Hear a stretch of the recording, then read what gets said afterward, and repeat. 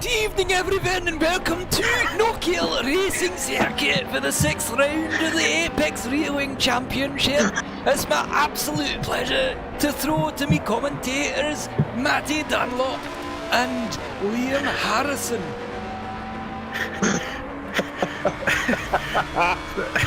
Thank you very I was going to do something very similar. Thank you very much, stairs. Oh, you bonny lasses and lads. Top of the evening to you, and welcome along to Knockhill Racing Circuit in jolly old Scotland. We are here for 2 races and 58 laps. In my notes I have 2 laps and 58 races, but Jesus, that'd be horrifying. Around this twisty up and down circuits that appears to be some sort of hilly sheep track, and I am joined as always by Matty Dunlop. How are you, Matty?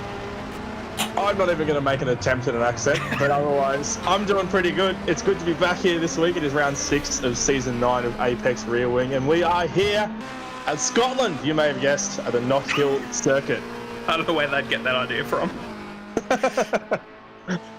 Yes, round 6, we are live tonight. Apologies again for the issues last week. I hope you had a chance to hop on and watch the VOD. I guess it's not really a VOD if there was no stream that it began with. But regardless, this is the points classifications after last week. Xeris with a lead of, I'm not even going to try to do that maths in my head, but he's on 134 points, with Birdo in 108 points, trailing in second. Sam Smith with 93 points, Resist 73, Brenton Foley 51, just ahead of Goofball Antics, who's on 49. Roadhog is on 31, just slimly ahead of Decimage. Lots of close little battles. Greg Turrow with 26 points, who wasn't here last week. He is tonight, so can extend that advantage over Zarlingier, who's currently in 10th with 20 points. But if we look at the timing sheets for practice so far, Matty, it looks like Zarlingier might very well overtake Greg tonight. He certainly might do, and Xeris is sitting pretty close behind him in second, and it was a pretty long time before Xeris actually posted a lap, so Zarlingier's had some clear air in front of him on the leaderboard, but he's still in first, and it's a 53.561 with Xeris 0.143 of a second behind him. So it's not super tight at the front. We've got 6 or 7 cars at the moment under a second in the practice timings, but that does have the potential to get pretty close in the qualifying session. It does. That is quite between Xeris and Resist. They are both within 3/10 of the lead, but then it's a bit of a jump back to Decimage in 4th. Decent showing from him. I know he's actually done quite a bit of practice for tonight, in comparison to his usual amount of practice, which I believe is none. So watching these cars go around the track as we're watching Xeris here going down the start-finish straight, it is definitely a track that you would want to have done some practice on, isn't it, Manny? Absolute roller coaster this track is. Some very strange corners thrown in with some very uncharacteristic elevation changes that really don't suit the apexes of the corners as Decimage spears into the fence on 2 wheels there. That is Xeris, who's flipped over. Well. As you've been watching Decimage, the same thing pretty much has happened to Xeris. We had a couple of people saying during in the Slack, as catches the curb and just rolls it straight off and into the fence. And a lovely slow motion replay. I'm glad those are back. We had some people in Slack saying earlier this week that tonight is going to be lots and lots of flips and 2-wheel action, which I'm very excited about, even if the drivers aren't. I'm very excited, and I've got my screens crossed up, as you may have heard it before, but I'm getting slowly comfortable again with commentating, so I just got to remember which screen I'm looking at for the replays. But yeah, that's always been a dangerous thing at a few of these tracks. Big, dangerous, aggressive curbs that can send you up on 2 wheels and over into the fence if you're not careful. And it already looks like, as we've just seen 2 cars simultaneously getting on 2 wheels and possibly even over on the lids, that is going to be something to take very good care of if you're a driver, making sure you keep all 4 of those tyres on the track at once. As we will go on board with Zarlingier now, he currently leads the practice session, going through that very tight final hairpin there. Yeah, debut season for Zarlingier, but he's quickly risen to the considerable talent of the group, and at the moment sitting 1.5 tenths clear of Xeris, which is no small feat. Of course, he has to pull that off in qualifying as well, and then it's all about consistency around here in the race, because one bad corner and you're in the fence, and then a lengthy pit stop to repair. It's going to be a challenge to try to remember all these corners, because they sort of all blend together. This is Clark that he's going through right now. And then there's the railway straight, which I'm assuming there was once a railway along here. That would be the logical reason, so it's probably incorrect. Yeah, we've had some very odd corner names so far, and I haven't found any evidence about this railway straight. It is a section of the track that runs along the location of an old railway line. So there you go. So I think there used to be a mineral deposit mine around here somewhere, and this is all service roads, and they've gone, hey, why don't we make this into a racetrack? Because they must have gotten pretty bored of thrashing their excavators around a big dirt path and decided to seal a lot of it. So nobody mentioned to them that racetracks tend to, go further in a circuit than they do up and down. This one, I think, would pretty much be about the same distance vertically as it is going around the actual circuit itself. Yeah, it's not particularly long, is it? It's just a smidgen over 2 kilometres long, which is tiny, and it means even cars without a huge amount of power such as these can get a lap done in under a minute, which is quite ludicrous. But another thing that we're going to have to keep very close attention to is tyre wear. I was listening to a couple of drivers in the group chat before I jumped in here talking about how this track is brutal on tyres, and cars were sliding around all over the place by the time they got to the end of like a practice session, and there may need to be stops for tyre changes. Yeah, it's we haven't had any pit stops really so far this season. There are none mandatory, so obviously if you can get around without doing one, that's obviously the quickest way to do it. But as you say, being it looks like it's a savage track on the old tyres. It might very well be quicker to jump in for a fresh set and be quicker for the rest of the race. They are quite long races, 29 laps, I think, but it is a very short lap, so it's 53 seconds, as we can see from Zalinger at the moment, is the top time. Sorry, I'm not sure what sort of shakeout it would be between losing the time in the pits for new tyres and the reduced time on track. Yeah, I'm not sure what the delta time is here, but I'm sure a few of the drivers would have been getting a feel for that themselves and practicing pit stops and whatnot, just in case. You never know. But like you said, pit stops haven't really been a factor at all in previous races in this series, only to repair damage, and it's normally relegated a driver to the back of the field. So we could be in for a very, very crazy end of the first race with a lot of drivers who aren't sure what the strategy is going to be. So definitely buckle up for that one. Put the kettle on if you haven't already, folks. We'll be pretty close to qualifying, as a matter of fact. We're just running around the final few laps of practice at the moment. Zalinger is still leading the timesheets. Xeris and Resist are following closely behind. Ignore that timer in the top left corner of your screen, because we definitely won't be watching this for another 40 minutes. We'll be getting qualifying underway very, very soon. Yep, about 5 minutes or so. And it looks like Birdo has just joined the server. He's usually a bit of a late joiner. He does a lot of practice during the week, though. As you can see, he's already up to 4th place, 3.5 tenths behind Zalinger. I wonder if Birdo took out pole position last week. No, actually he didn't. Xeris took out pole position last week, but currently Birdo leads the pole positions 3-2 over Xeris. So I wonder if Zalinger is putting himself in the best spot to claim his first pole position point in Apex Rear Wing. We've got... Possibly. Have a look at this replay. Tandem 2-wheel action heading straight into the fence, and I think that was the Duffus drop. That's beautiful. That's phenomenal. That's actually fantastic. That is lovely. That is Goofball Antics and Benjamin Rhodes.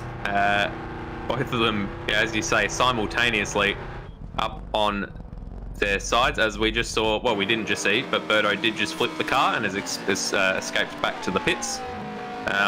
So even those who have done quite a bit of practice around here are struggling a little bit. Obviously, probably pushing a little bit more in practice than they would be in the race. There he goes, and oh man, that set him back. That reset him quite a far distance back down the track, so that could cost him in the race. But I've seen Zalinger making no shortage of mistakes himself, and he reckons he's done at least 300 or 400 laps of practice. Helps that they're very short laps. He's done 88 laps so far tonight, so it remains to be seen if that'll pay off for him. And that's just in this session alone. He could have done a lot more laps on his own offline time before jumping in tonight. But I think qualifying, as a result, and the race are going to produce very different outcomes, because this is going to be the best indication of qualifying pace, what we're seeing in practice at the moment. But obviously that curb and things like that and the tyre drop-off is probably going to shake up the race results a lot. So it's going to be really unpredictable, I think. I reckon Zarlinger's a good shot for a pole position here in the qualifying session, but whether or not he can convert that to a race win, I really don't know. Yeah, there's going to be a lot of pressure. Obviously in practice, hasn't been racing with Zirus right up his chuff trying to take that position from him, whereas in the race I can only assume he's going to have Zirus all over his gearbox. So it's a very different beast trying to control it in the race, as we've seen from a few of our newer racers who've wound up in a podium or winning position sort of get a little bit overawed, as we see Resist, one of our more recent podium sitters, spinning it coming out of, I think that was the chicane, onto the Brabham straight and causing an absolute melee of other cars coming around the chicane corner as well. We've got Sue Smith in the chat saying we are here as always. Glad to have the Sam clan back and watching again. And we've got Hans B, or our friends Han Brunswick, saying go Rodney, aka Rody. Be careful because we already have a Rodney, which is Tyrrell. His real name is Rodney. So let's not confuse things as much as we already do when we've got Roadhog and Rody in a race. Did I ever tell you that my nickname is Rody amongst the people I know down in Victoria? Let's not discuss it, because the last thing we need is your name is Dunlop. Surely there's much more creative nicknames people could come up with, like, you know, Tire Explosion or something like, you know, Bridgestone. Call you Michelin, something. Good year, unlike this year, is also a popular recommendation. I tried to push the nickname Dunny a lot when I was in school, but it just never really caught on, which is unfortunate. I was always one of those self-deprecating types, so I abandoned that venture, and now I'm just sticking with good old-fashioned Matty. You went to university, didn't you? Oh, as we've got a big accident happening. It's just on the right of screen. We just missed it there. Looked like Roadhog and Zirus having a bit of a tussle during their practice lap. I was just going to say, did you go to university, Matty? Yeah, I'm still going to university at the moment, actually. Oh, there you go. So perhaps if Dunny had come to fruition as your nickname during a particularly experimental romance time of your life, someone may have had occasion to say, "I'm just going to go into the Dunny." Ah, yes, Dunny. That was surely one of the most romantic nicknames there is. And Zirus has just rolled over again in live time as we're watching Never spinning out on the replay. Oh. So we've got cars all over the track, and this practice session is starting to turn into warm-up shenanigans at the moment. There's our slow-motion bumper flipping shot for tonight. Very good to see. It's always crucial to get a slow-mo bumper shot. Always. As we just a couple of minutes away from qualifying now, as we watch Brenton Foley, who struggled a lot last week and seems to be struggling tonight, but if that particular corner is anything to go by. He wasn't particularly happy with his pace last week. As just noticing that Zarlinger is now in second place in this practice session. Zirus has finally eclipsed him. Only took until the very end of the practice session. He's half a tenth very, very marginal. So the two Black Flag Industries Racing Honda Accords are sitting second and third with a gap of 0.162 between them. So they're very much even in terms of pace, which is really good to see. So Zarlinger's really been picking up the pace and getting comfortable with that car really rapidly, and now, as you can see, is tearing around this track almost just as fast as Zirus is. So very, very close for the top three. And Zarlinger actually improved. He was going to improve on this lap by the looks of it, but no longer, with a little excursion there coming onto the Brabham straight. He went straight into the wall, so that will have been all of his time gone. We've got Kristen W in the chat saying, "Go Rody, Rody rocks." He's currently rocking out down in 13th position, but he's all he's got to do is keep it on the track, because I've got the feeling that tonight is going to be quite attritional, both races. I think you might be right. The walls are pretty close to the side of the track here. It's a very narrow and bumpy track as well. It's only 10 meters wide, which sounds pretty big in the context of regular measurements, but in terms of actual race car dynamics, it's very narrow, and especially when you look at the huge crest that goes across the surface of the track along the main straight especially, it's a very, very bumpy track. And with the elevation changes, it's very easy to get a car unsettled around here. As you just see replay Rhodey heading into the final hairpin and going straight on into the fence. And he's broken our camera lens. That'll be 6 grand. Thank you very much.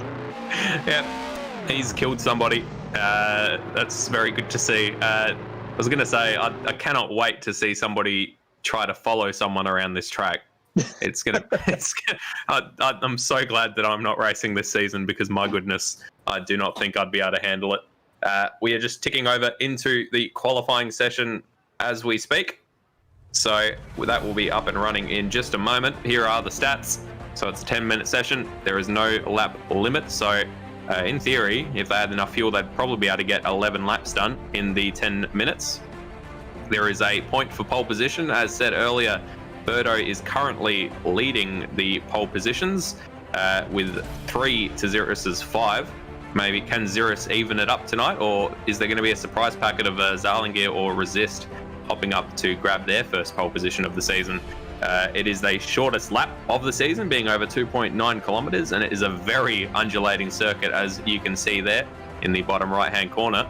That's a particularly flat section that we're looking at right now, but any second now, it's going to start climbing off to the right around this hairpin and straight up the straight towards the first corner, which is a big drop down and to the right. So it is definitely not a simple track for tonight, despite the fact that it very much looks like it based off the map alone. Yeah, don't let the track map fool you. I think it was accidentally placed in the graphic backwards. So the first corner isn't the hairpin. It is, in fact, the dumper strip, which is a huge drop there. So we'll see that as the cars start coming out into qualifying. We've still got a red light on the session at the moment, but we'll be heading out very, very soon. And I think traffic is going to be a very important thing to manage here. It hasn't normally been a problem at some of the other tracks like Silverstone, Brands Hatch, which are nice and wide, have plenty of room to move around.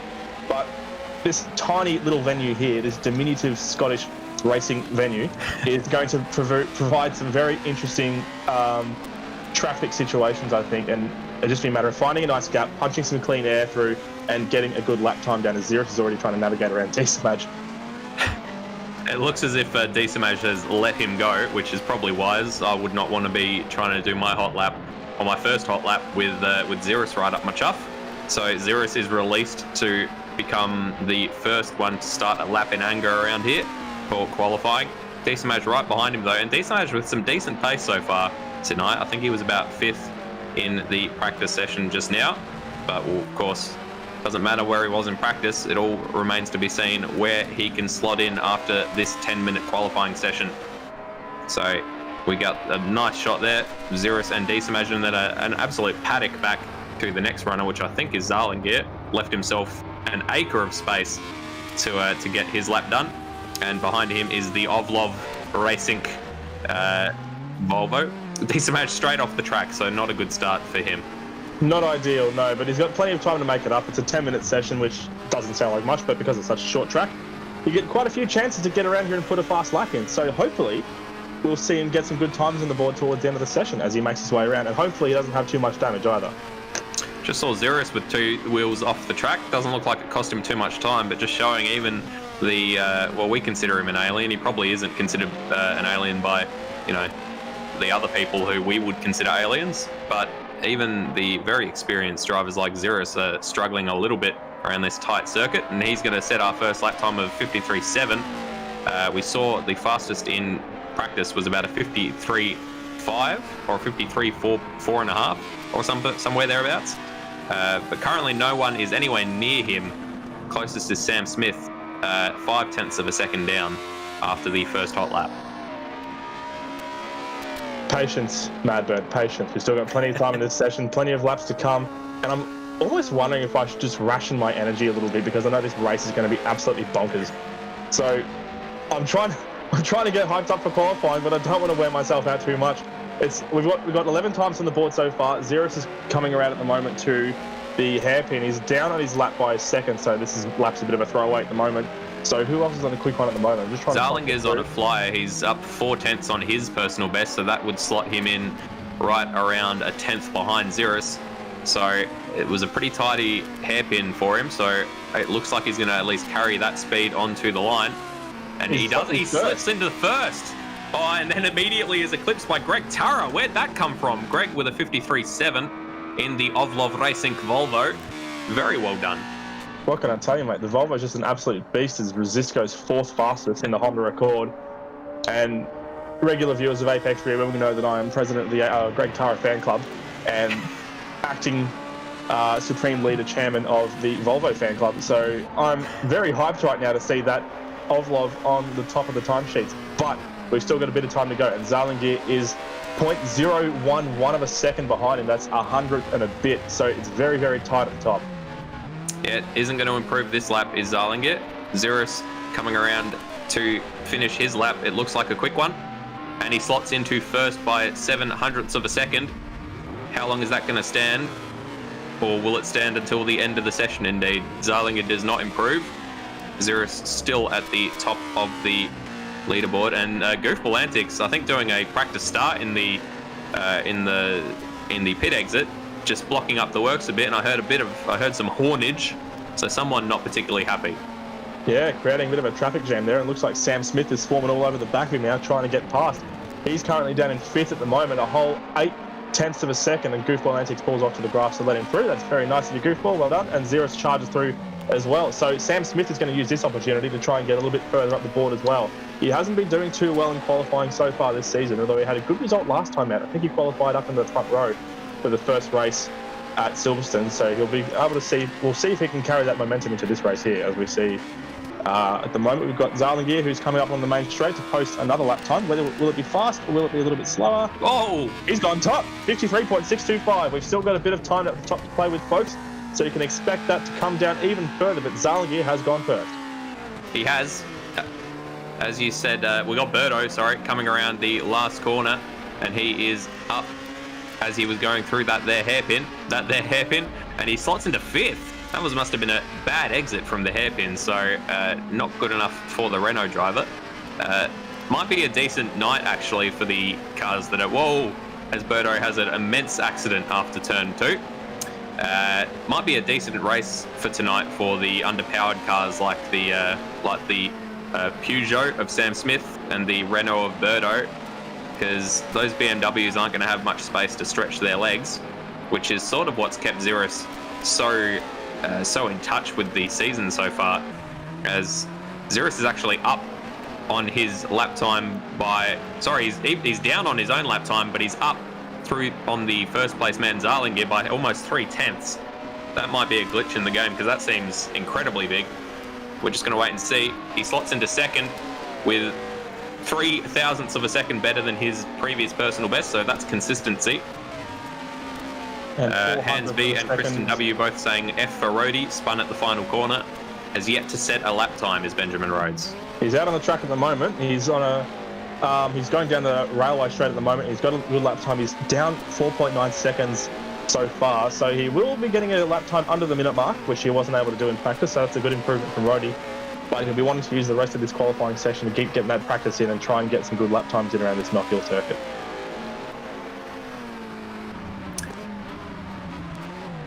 Starting position could be... Oops, sorry, go ahead. Zirus is up on his personal best by 0.07 of a second, but still not enough to get past Zalingir. So Zalingir posted a better time of his own. It's a 53.625 for that first place car, and Zirus has gone up. There we go, 53.56, just marginally up. I was looking at the second sector time. I thought he'd finished the lap already. Says me wrong for not actually looking at the screen. And we've got a bit of an accident. I think Zalingir's drifted off the track a little bit, and Zirus up by 2 wheels. A lot of journeys through the grass, and it's even from Zirus and Zalingir we're seeing in the moment. So this race is going to be all over. But Zirus is up on his time again. It's a 0.84 margin on his best time so far, so Zirus could improve further still.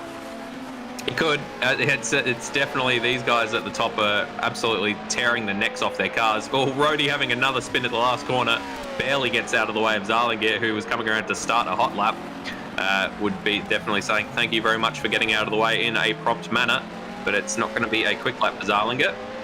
No, I think he threw that one away with a bit of two-wheel action and a journey through the grass there to do a little bit of lawn mowing like Valtteri Bottas did in his qualifying session in Austria. Zirus sets a time of 0.000.000 compared to his previous lap. It was still green, so the next decimal place must have been lower than the previous lap, but that is very consistent from the current season champion leader. Mr. Consistency. Greg Tara is up on his personal best at the moment. He's just lost a place to Resist, who's gone up to third at the moment. So Greg Tara's got a little bit of work to do if he wants to get closer to that first row of the grid. He's up on his PB, but he's still down on the best time. And Xeris has... I don't know why I've said Xeris there. I think I just got crossed up and just defaulted to the best driver on the grid at the moment. Greg Tara with a bad run through the hairpin there, locked up by the looks of it. Zalingir back to the top. What is happening? He's up by 0.5 of a second. This is the most action-packed qualifying session we've had in quite a while. That is some intense pace. There's 1 minute and 20 seconds to go. So if you're out on track now, it's enough time for 2 laps. Or even if you're not out on track now, you've probably got time to get around for 2 laps. Resist is also starting what looks like a hot lap. He took a very slow run through the hairpin to get a good exit, and Sam Smith behind him. So we're going to have everybody jumping out to try to do one last hurrah and get a fast lap on the board. But all eyes are on the top of the table with Xeris. Sorry about that. My beer is coming back on me. Xeris, but he's not currently improving so far this lap. He will have another chance if he can get around and if he has enough enough fuel, remaining. Watching hasn't improved either. Tyrrell coming across the line. Tyrrell at the moment. We're seeing all the cars streaming across the line at the moment to start what will be their final laps. Xeris is down and he's off the track. Oh no, and that's going to mess up. He's gone deep at the hairpin. That is going to mess up his run onto his last hot lap as well. So this is not going to be a quick one, and neither is the next one. And he's aborted. He's gone into the pits. So at the moment, Zalingir is looking like our favourite for the pole position. Resist is also in the pits, so he will not be improving. Greg Tara is in the pits. Birdo is in the pits. So of the top 6, Sam Smith is the only one out on track other than Zalingir, who is just coming around to finish his lap, which does not look like a quick one. And Sam has just messed his up and repeated. So Zalingir is going to be our pole position sitter for this race, unless it looks as if Desamaj is the only one out on track, and he's gone up on 2 wheels coming around the hairpin and has thrown that lap away, which actually looked like it was going to be a good one. He was improving, and he's giving us a bit of a show with his frustration and straight into the pits, and he's caused a horrible accident and a lot of property damage. But my goodness, Zalingir is the podium sitter, the pole position sitter for the first race of tonight, Matty. Fantastic result. And that was a bloody good qualifying session as well. Watching those 2 trading spots at the top, Greg Tara and Resist getting involved a little bit there as well. It was disappointing to see Birdo, because he's normally a bit of a qualifying specialist, isn't he, over 1 lap pace. He's down in 5th position, so he's stuck all the way back on the 3rd row of the grid next to Sam Smith. He's got a lot of work to do. Yep. Meanwhile, Zalingir is going to have to try to defend against Xeris beside him on the start, and he's going to have Resist and Greg Tara on the row behind him. All of them fanging for that front spot, going into that downhill tricky right-hander that is turn 1. So that's going to be entertaining to watch. I hope you're all very excited. I'm definitely excited. And I reckon I'm ready for a quick pit stop. How about yourself, Matty? Yep, we're going to have a very quick break, and we'll see you guys in a couple of minutes. Do not go anywhere. This is going to be a fantastic race.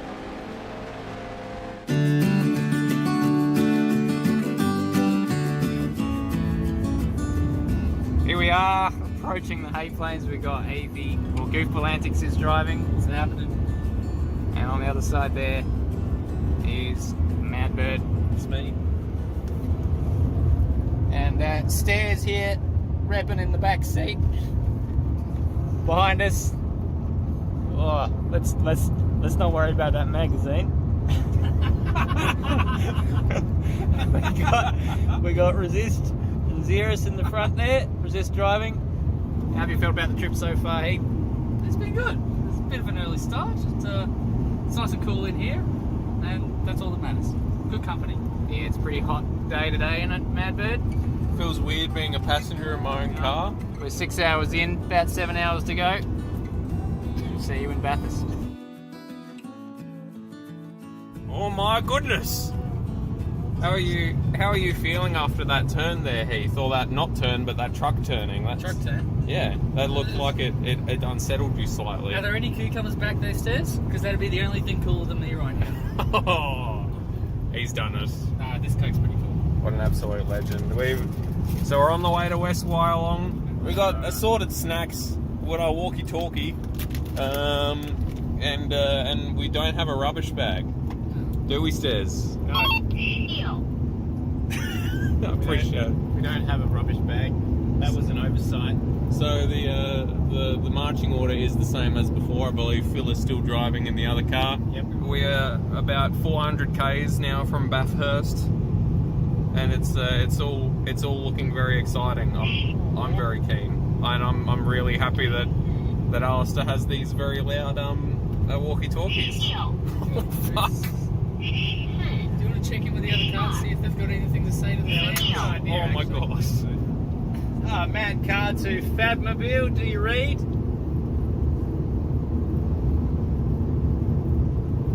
What? Take that as a yes. Do you have a question for them? How's your drive going? Oh, how's the drive going? Everything going well on your part? Yep, it sure is the countryside. Yeah, you're not wrong there. You're not wrong there. Good talk. Good talk. Anyway, good talking to you. So that's about it. We're on our way, and we'll be in Bathurst this evening. I'm very excited to stretch my legs. Yeah.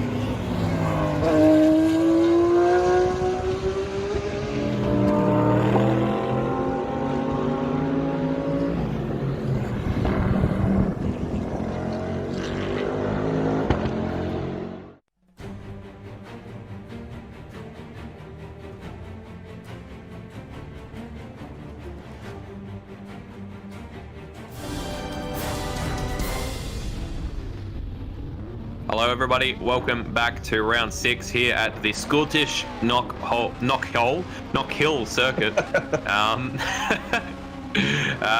We've had just the probably most exciting qualifying session we've had so far this season. That man on screen there, Zalingir, sitting on pole position. So can't wait to see how that shakes out. These are all pretty much as you see them. The only people not here tonight are Joshua Bagsy in the Poker Racing sweat car. And I think that's it. I think he's the only regular racer who is not here tonight. We've even got Benjamin Rhodes, who Kristen W in the chat just saying, where's Rhodey gone? Don't worry, he's still here. He is going to be starting from the rear of the grid for the first race, but who knows what's going to happen in that first race. Matty, as we know, the results of the first race determine the grid starting order for the second race. That's exactly right. It's a reverse grid for the second race, and I don't even want to think about how ludicrous that's going to be. I'm going to focus all my energy on race 1 because that's going to be hectic enough as it is with the grid starting in regular order. And we're just seeing the cars circulating around at the moment in the warm-up session, which has about 5.5 minutes to go. They've been making a couple of practice starts here and there, but it looks like they're just practicing racecraft. We go to a replay now, a very beautiful slow-mo of Resist locking up and spearing off at the final hairpin. Is he going to touch Birdo's rear end there on the way through? He's going to get very, very close. It's a very elegant slide there from Resist, actually, in the black flag. He's already lost his rear bumper, as you can see. He already has. They both lost their rear bumpers, and that's just typical of Apex Rear Wing, isn't it? And we're going to see a lot more of that happening, as I think I've just seen 2 cars going upside down there, maybe 3 cars in the hotspot there. Roadhog is still on his roof. As you can see, we're called Apex Rear Wing. We should really be called Absent Rear Bumper because they just appear to be...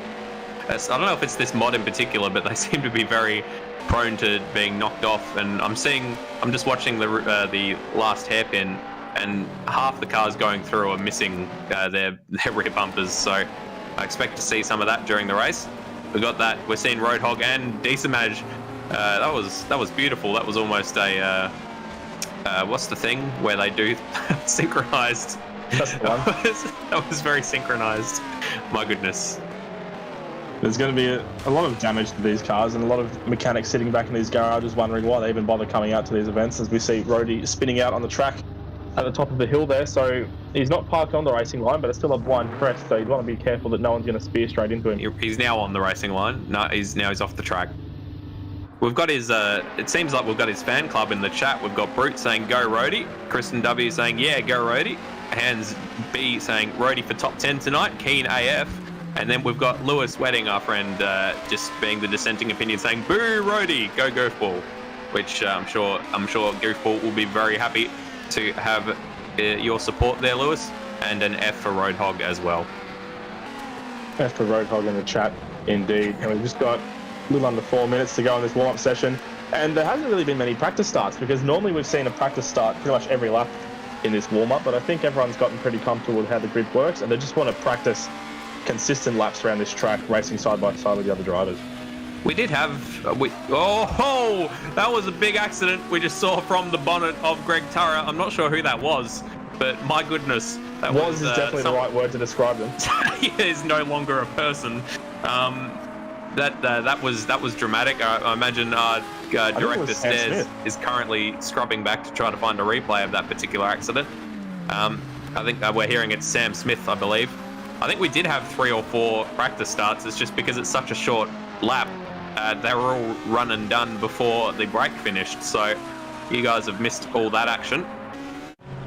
Lewis saying, I hope there's a lot of rollovers. I think that's guaranteed, mate. Here we are. We're seeing Sam Smith cutting the grass, going through. I reckon that is Butcher's. Over. Whoa! Is a better word to describe what he's doing there. He's going to land on Desamage. By all intents and purposes, that marshal post is in the exact wrong place for our viewing purposes. And he's not just going to land on Desamage, he's going to land on all his friends and family in the grandstands watching him there as well. Look at this.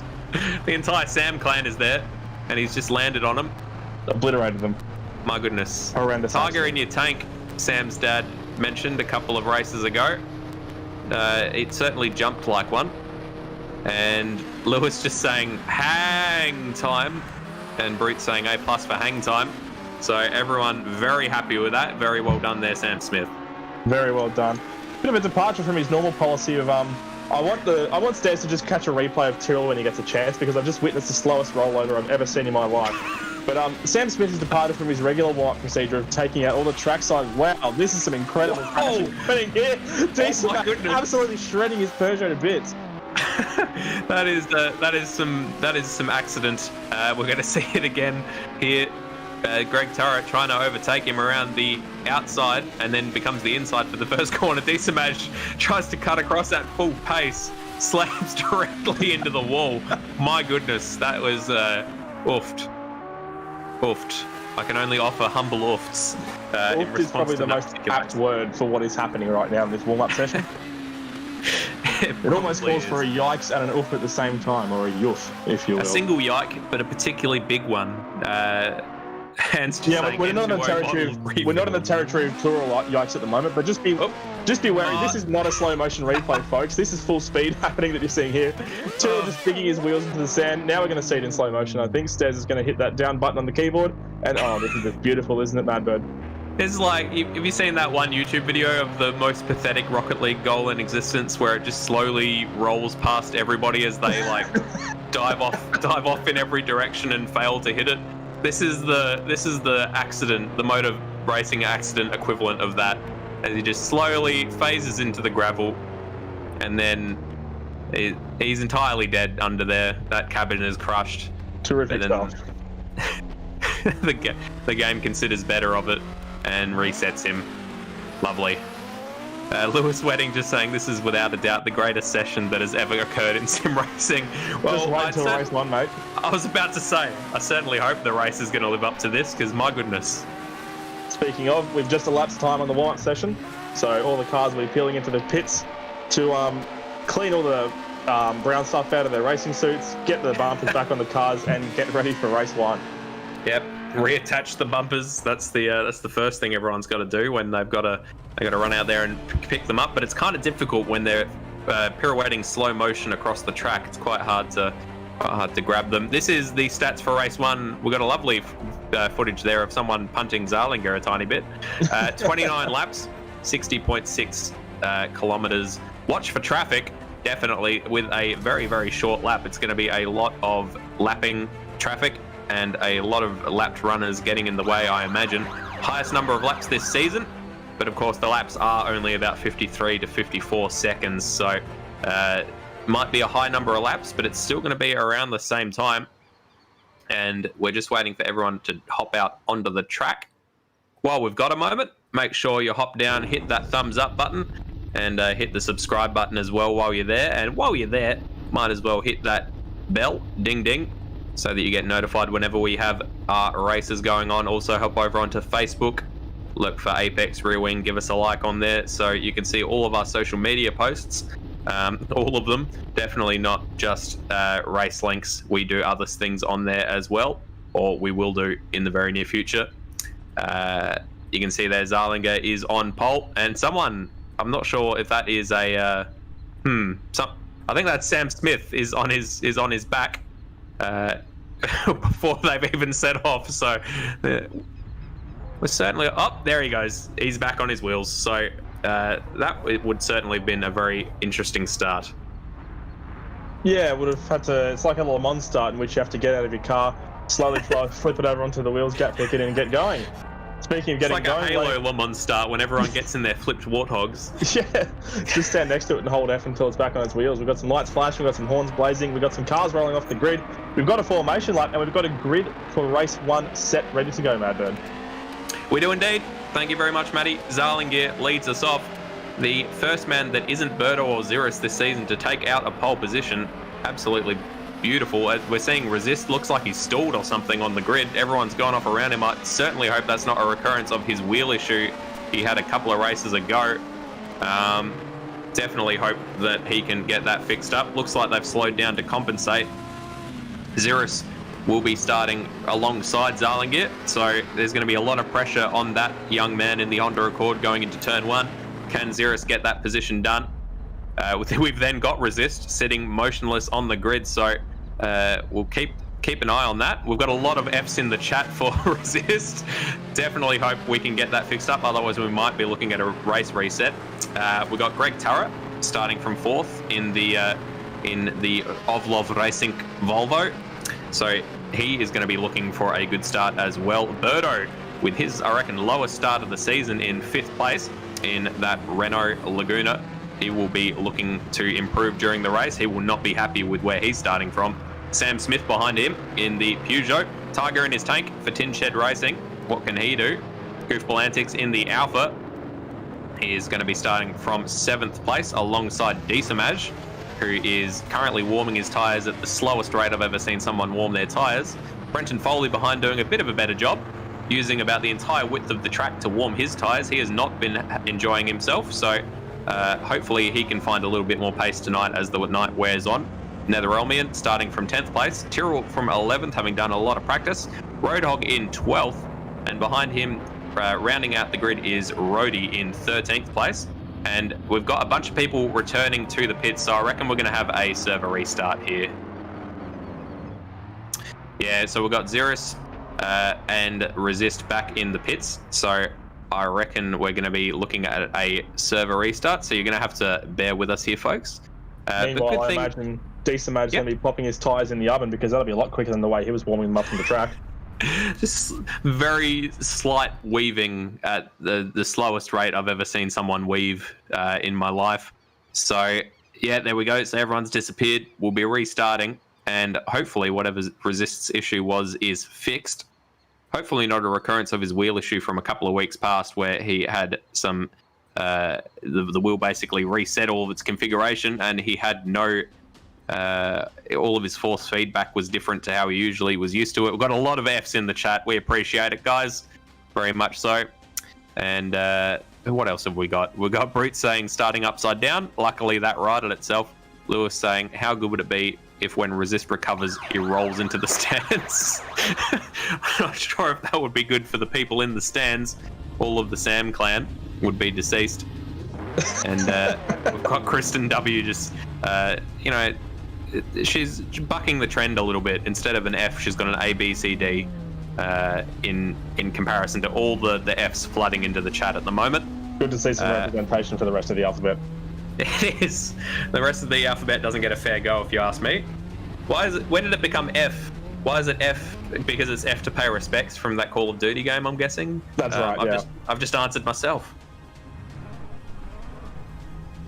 Very good. So we've got everyone forming up on the grid once more. All eyes will be on Resist to see if he can start this particular warm-up lap. There you go, Lewis with an X. Good man. And everyone is moving off, including Resist. So I'll quickly run through the grid once again. Zarlinger, the first of a pole sitter that isn't Xeris or Birdo, starting from pole position. Xeris behind him. Resist now rolling. Will be starting from behind them, and I imagine if that Honda Accord's pace is anything to sneeze at, he is going to be right up alongside Xeris going into the first corner. Greg Turra is back again this week after his absence last week. Birdo starting from 5th. He will expect better of himself than that. Can he achieve it during the race itself? Sam Smith in 6th, and Goofball Antics in 7th with D-Samaj behind him. Brenton Foley, what is happening? This is Monza 2019, apparently. Everyone's backing up on the outlap. Nether Elmian. Going through a school zone. Tyrrell, yeah, that's good point. The flags were waving, and you know that's a pretty big fine if you get sprung. So fair enough. Nether Elmian starting from 10th, Tyrrell from 11th, Roadhog from 12th, which I think is his lowest start from the season, and Rhodey rounding out the grid. So he's starting from the back. He's got a lot of fans in the chat. And don't be too discouraged from the fact that he's starting from the back, because I can only imagine that this race is going to be hugely attritional, and he's probably going to wind up on the podium. So, Madbird, when I say race winner, what's the first name that comes to your head? Zarlinger. Zarlinger, I like it. Brave. I'm calling it now. I'm going to regret it, but I'm calling it now. I'm calling Greg Turra. Fair enough. Oh, I like that as well. You spicy minx. So we've got, oh no. Oh, what's? Oh no, we've been hyping it up and we've killed the server. Oh my goodness. It's a good thing there's formation last time. There's going to be more Fs in the chat, I believe, any second now. Do apologise, everybody. We will be back and racing at some stage tonight. We can only hope. What have we got in the chat? We've got Chris. What? There's a lot of Fs all at once. There's so many Fs. I've never seen so many Fs in my life. Lewis saying time for some rollovers. Yeah, we're rolling over the server, Lewis. Chaos Theory saying the Fabian Coulthard zone. Kirsten W, no winking, only blinking. Cool. 13 Fabs for Fabian Coulthard, I'm guessing. Certainly no Chris Pither zone. And oh my goodness, that's a lot of Fs. I just scrolled down. Thank you very much for your support, everybody. You'll just have to bear with us while we get this sorted out. Hopefully won't be too far away. Having a good time, just thinking about how happy I'm going to be when Greg Turra wins his race. How are you doing, Madbird? Yeah, I'm looking forward to Zarlinger taking out his first win of the season and of his ARW career. We've put the moz on them, something shocking. It's going to be disgusting. Well, Resist will be happy that we haven't cursed him again. We got Lewis saying some good fan engagement here. If all of you putting Fs in the chat, for every F that you put in the chat, if you donated $1 to us on Patreon, then we could definitely buy so many packets of Monte Carlos and or Kingstons. It would be absolutely ridiculous. Smooth. Michael Zalavari saying we F'd so hard it killed the stream. Seems that way, but we're currently looks like we're in the process of getting this the order sorted back out again, and then we will be off and racing. I can only hope. Speaking of fan engagement, I'm almost wondering if we want to run a quick scratch poll in the YouTube chat over something controversial. I don't have anything in mind though. We've already gone over biscuits. We've beaten that one to death, I feel. Got any topics that are presenting a burning question for you at the moment, Madbird?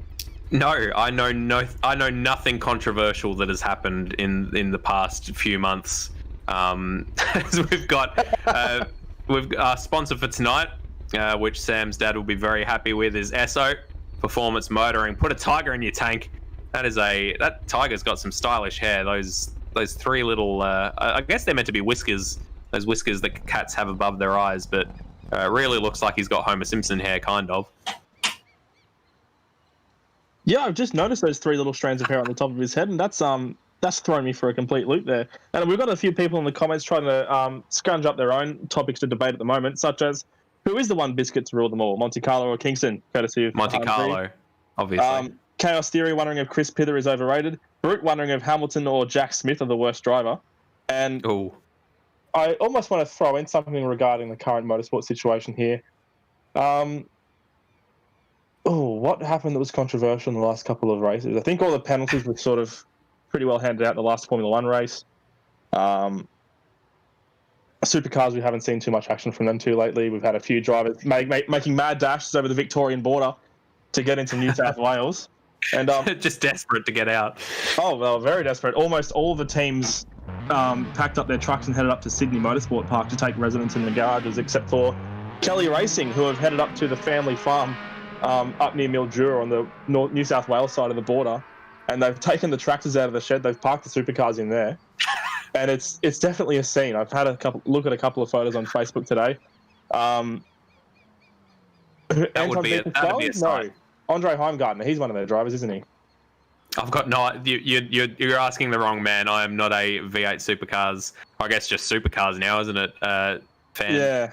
I watch Bathurst. That's about it. And I commentate on it, so I should probably know more. But unfortunately, I don't. We've got an embarrassment of riches in terms of Esso put a tiger in your tank advertisements scrolling across your screen at the moment. We've got Kelly Racing got into Mildura at 12:07 a.m. says Michael Zalavari. So just in time, by the sounds of it. Because I'm pretty sure the border's closed at midnight. I'm sure the cops are sitting there looking at their watches, waiting to throw the spike strips over the highway, but they managed to sneak past just in time. Did you see that thing? I'm not sure if you would have seen it in Victoria, but there were two Muppets that tried to get into the South Australian state. The ones that got their van bogged? Yeah, they tried to cross the border, and then they went and they said, "Oh no, we're all good. Actually, we don't feel like isolating." And they turned around and went back. And then the cops later picked them up with their van stuck on a rural country road. A rural country road is a tautology. A rural road that was very muddy, and that they thought, we won't get caught going down this tiny little road. No, you won't get caught, but what you will get is very stuck. And they were both handed a multi-$1,000 fine, I think. Speaking of tautology, we were talking about this earlier.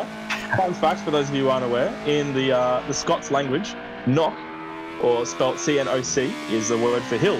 So thank you for joining us here, folks. Round 6 of Season 9. We are at the Knockhill Circuit here in Scotland. If you want more fun like that, there is an entire Wikipedia page dedicated to tautologic place names. We've got our race director stairs just asking if knockers are called what they're called because of knock in the Scots language. We're surrounded by knockers every day, unless you live in a place that's very flat. Good to see the return of the Fs in the chat once again. A lot of Fs in the chat. Hans just saying, every time I see Esso, I think of how there was no hot water for 2 weeks in 1998 because of the giant plant explosion. That's uplifting. So, even in these times of pandemic, there were worse times. That one time when Hans didn't have hot water for 2 weeks. It was truly gut-wrenching from all accounts. Now, so we're currently in a warm-up session, but I think we're just in the process of getting the server set up. I've just got Xeris in the chat staying ready, so lovely. Looks like we are all ready to go. Third time's the charm, as they say, and this will be the third time. Alonso back with Renault. Will he be a white ant there, like at every other team? I probably will be. I don't think... We were talking about this earlier, actually. A couple of people are cautiously optimistic, but yeah, I get the feeling that he's going to get there. Renault aren't going to perform to his unmatchable, unattainable expectations. And well, if Alonso's moving there next year, does that mean they're going to win the championship this year? We can only hope, and it's going to be Danny Rick that does it before he moves to McLaren.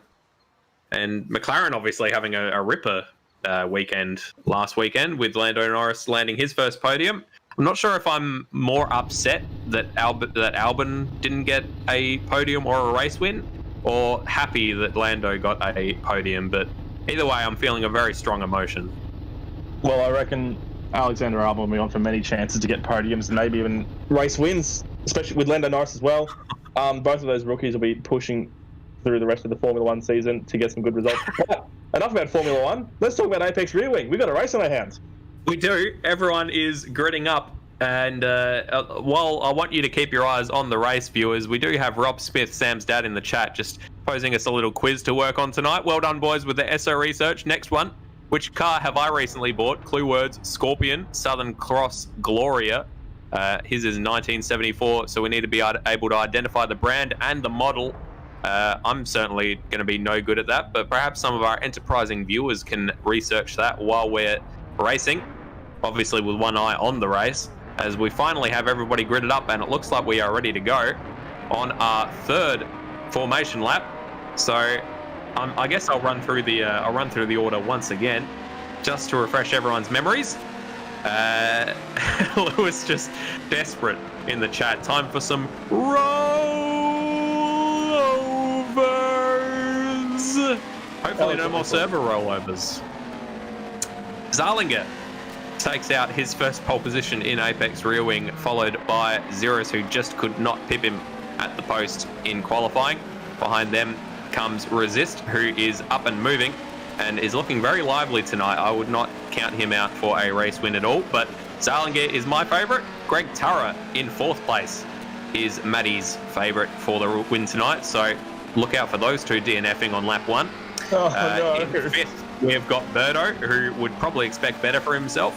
Sam Smith in sixth in the the Peugeot SO Put a Tiger in Your Tank, as we've got Rob saying in the chat. Goofball Antics in seventh, followed by Decimage, followed by Brenton Foley, who can hopefully find a bit of pace tonight.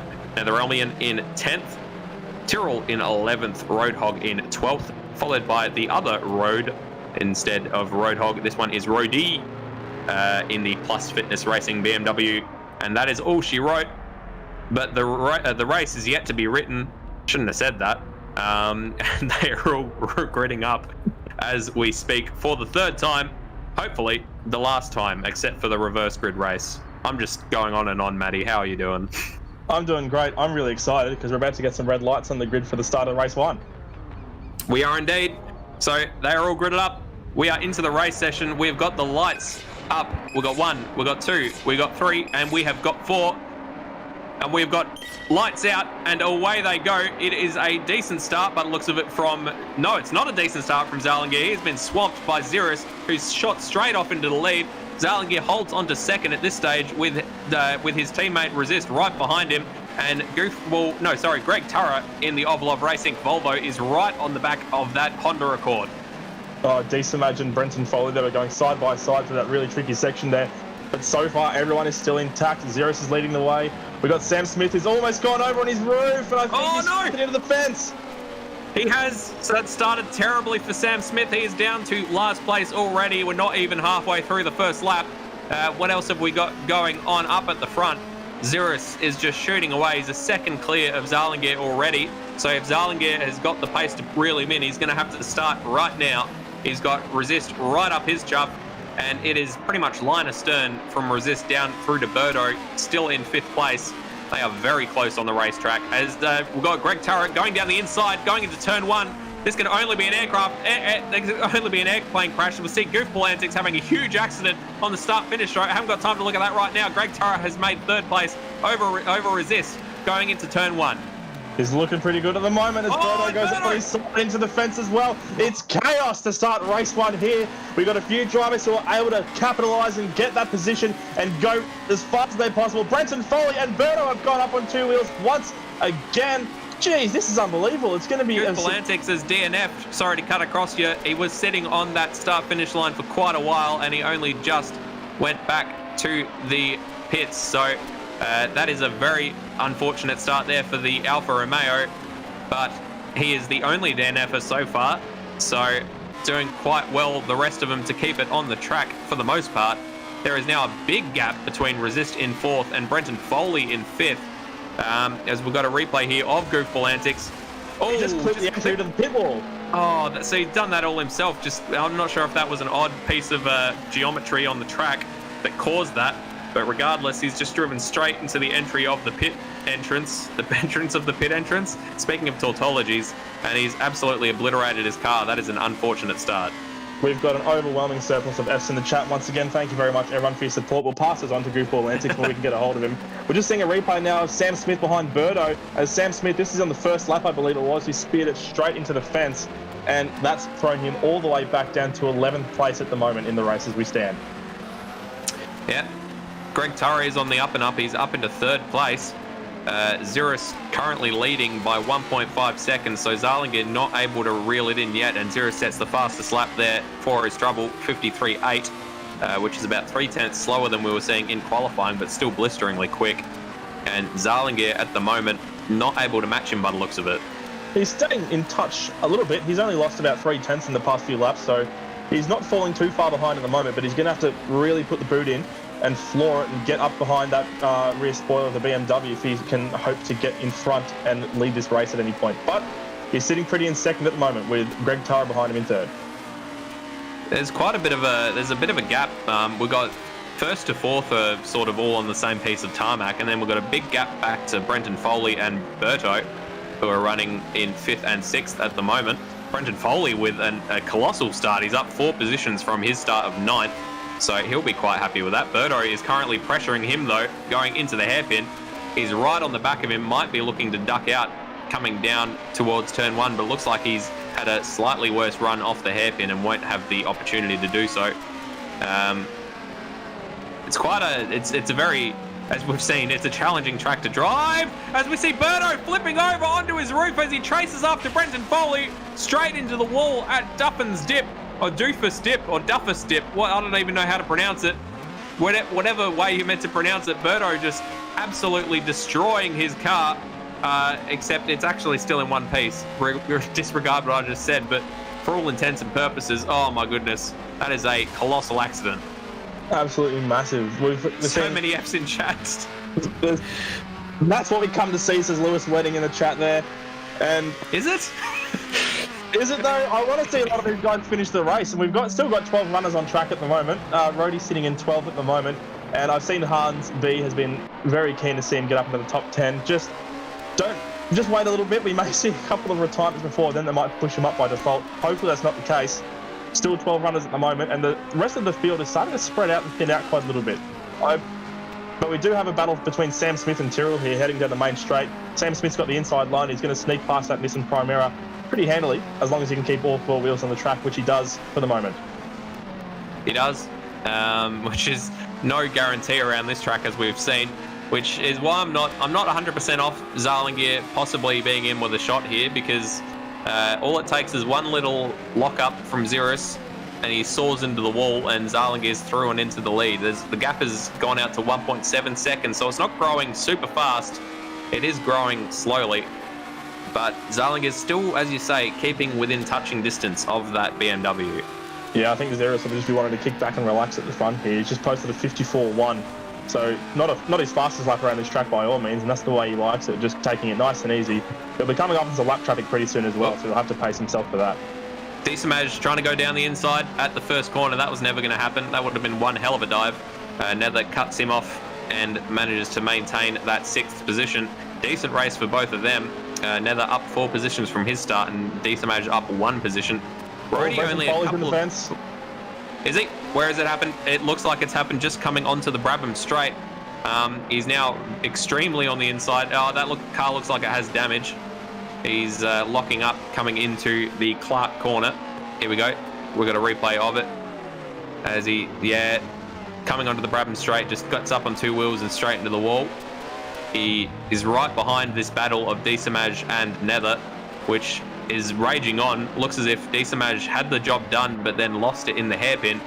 And now Brendan Foley's pressuring Decimage coming down and into the first corner. They're going to be side by side. This is going to be a dramatic overtake. and Brendan Foley thinks better of it, dips in behind Diesamaj. Yeah, it's a very tricky spot to get a pass on because it's such a quick run, and it's so hard to slow that car down when you're running down the hill. You really don't have gravity working on this side there, so you've got to put your pass, you've got to put the car up and inside to perfection there, really position your vehicle perfectly to get that pass done. I found the words eventually. They struggled to come out, but I forced the issue. So that sentence is done and dusted, and now we've got Netherrealmian still sitting in 5th at the moment, ahead of Diesamaj, right behind him, and Brenton Foley's fallen back just a little bit. Diesamaj is having a look up the inside of Nether as I run down the railway straight into Taylor's hairpin at the end there. He's going to tuck back inside, I think, but he's never going to spin out, almost. He lost a bit of traction there, and that's going to give Diesamaj a really good run down the main straight. They're already side by side, and I'd say that position will be done and dusted by the time they get to turn 1. Oh, they're drag racing. Oh, but they've got Rhodes getting in the way. Whoa! But he keeps 2 wheels off the track as they past him on the start. Straight Nether gets spun around. I'm not sure if that was contact. We'll have to see a replay between Diesamaj and Nether, or whether Nether was just trying to go around the outside at turn 1 and did it to himself. Rhodes also off the track as Nether recovers. And Diesamaj looking like he's got a little bit of a lock-up for his trouble. Here we go. So we're seeing a replay. Not sure. I think that was a little bit... It looked like James hit him, but I'm not sure what Nether was expecting to happen. Diesamaj was on the inside and up alongside him. Going to see a replay from on board here, as you can see Rhodes there just desperately trying to, while not destroying his own race, keep as far out of the way as he can. So Diesamaj was ahead as they were coming into the corner, and yeah, I think I've got to call that as a racing incident, and probably a little bit on Nether's side, because really at that point Diesamaj was ahead going into the corner, probably should have bowed out. Yeah, there was no doubt in position there. It should have been a position conceded to Diesamaj any day of the week. But these things happen, especially at a track like Knockhill here, where it's so narrow, bumpy and undulating. So there's not a whole lot we can do about it. I'm surprised we haven't seen a bit more of that so far, to be honest. So I'm surprised as well. I'm just quickly scrolling back through the chat. We had Wolf saying, rolled that like a shit ciggy. And we got someone saying that Rhodes is on the road to success. Rhodes spelled R-H-O-D-E, which I don't appreciate at all. As we got, Rhodes holding up Birdo. He is lapped at the moment. Birdo is a lap ahead, and probably won't be particularly happy with Rhodes. I won't say, his lack of getting out of the way, let's call it. He's done that now, but he's probably cost Birdo a few seconds there as Birdo's recovering, down in 11th place. with a gap of just over 9 seconds to Netherrealmian in front of him too. Yeah, so that's... He's rotated, he's spun! Oh no, Brendan Foley, he's finally come undone, and looks like it was coming down through McIntyre Bend, coming down to Butchers. This track is just a combination of corners that run one into the other, and they all look very similar. Here we go, got a replay, just lit it up and span straight around. Luckily only just tapped the fence, so probably won't have any damage, but he is still dropped back to 8th place, so still in the points paying positions, as is Birdo, who's managed to climb his way back up into 10th. At the front, Xeris now has a 3.1 second lead over Zarlingier.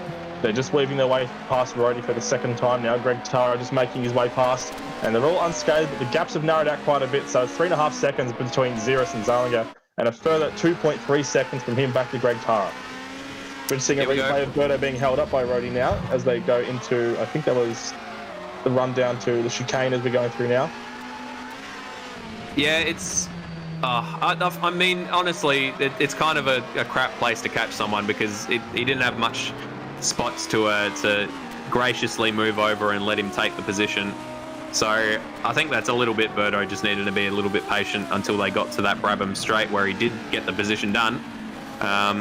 It's just an awkward spot. There's just corner after corner, and there's really not too much space on the track to move over. As you said, it's 10 meters wide, which sounds like a lot, but as you can see, it's probably about 2 cars wide at most places, and only just. Yeah, it's really not the place to try and get around lap traffic. So as we were talking about in the pre-race, traffic is one of the most important factors, and it could even hinge the race result here. Touch wood that nothing dramatic and disastrous happens for any of the competitors. Obviously, we like to see drama. Oh, Xeris is rotated at the... at the hairpin, he's managed to catch it. He hasn't actually rotated it all the way around, but he has lost a lot of time to Zalingir. It's now, the gap is now down to about 1 second, so he lost 2 seconds of his advantage, which is just a little bit of pressure that Xeris doesn't need, and he's probably lit up his rears a little bit, which probably wouldn't have helped. As you can see there, he caught it quite well, but he's erased a lot of his advantage that he had to Zalingir, and we're only halfway through this race, Matty. Yeah, he just oversteered under braking there, so maybe he's having issues with his setup. He couldn't get it quite down pat for the BMW, and he's just struggling to apply the brakes effectively. So now he's got Zalingir on his clutches just a second behind, as Neda spins once again in the same spot. Yeah, not a good race so far for Neda, and he has in fact DNF'd just now. So he is out of the race. So we've now only got 11 runners, one more, and everyone is guaranteed some points. Xeris very deep going through the hairpin, and Zalingir is right on the back of him. There's now a big gap between Zalingir and Greg Turra in third, and a bit more of a gap back to Resist, who probably won't be particularly happy to be, once again, the bridesmaids of the polyamorous relationship that is the podium. The gap between Xeris and Zalingir now down to 0.6 of a second, and Xeris, as you can see, backing it in. This is the sort of driving that around a track like this is not consistent, Matty. This is the point where we need to start watching out for tyre drop-off, as some of the drivers were saying earlier in the group chat, because that could definitely be a factor, especially for that rear-wheel drive BMW at the front. It's sliding all over the place enough as it is. We've seen Xeris and Brenton Foley going all over the shop, and now with the tyres starting to wear down, it's going to be as slippery as a butcher's block out there. It's slippery as a butcher's block indeed, and there is indeed a corner called Butcher's. Foley and Diesamash having a big accident. Looks like turn one. From what I can see on the broadcast there, we're going to see it looks like Diesamash has DNF'd, so everyone is now on the road for points. Diesamash did it all by himself. Just looks like he forgot his braking point, turned in too sharply, straight across the track. And what's happened? So he's had his accident, and then he recovers to the track.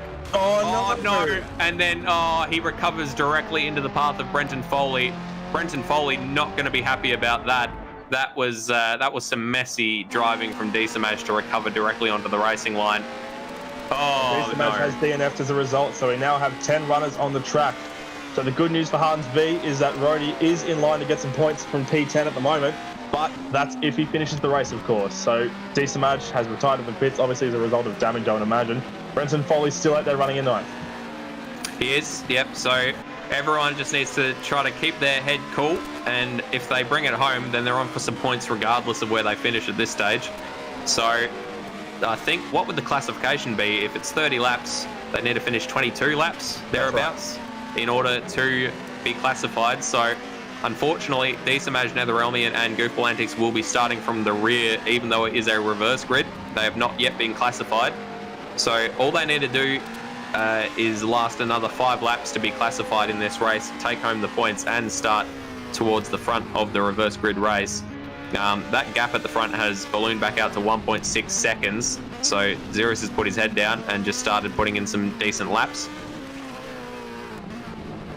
Lewis is the I don't know what the word is. He's wishing ill upon our races. He's saying how good would it be?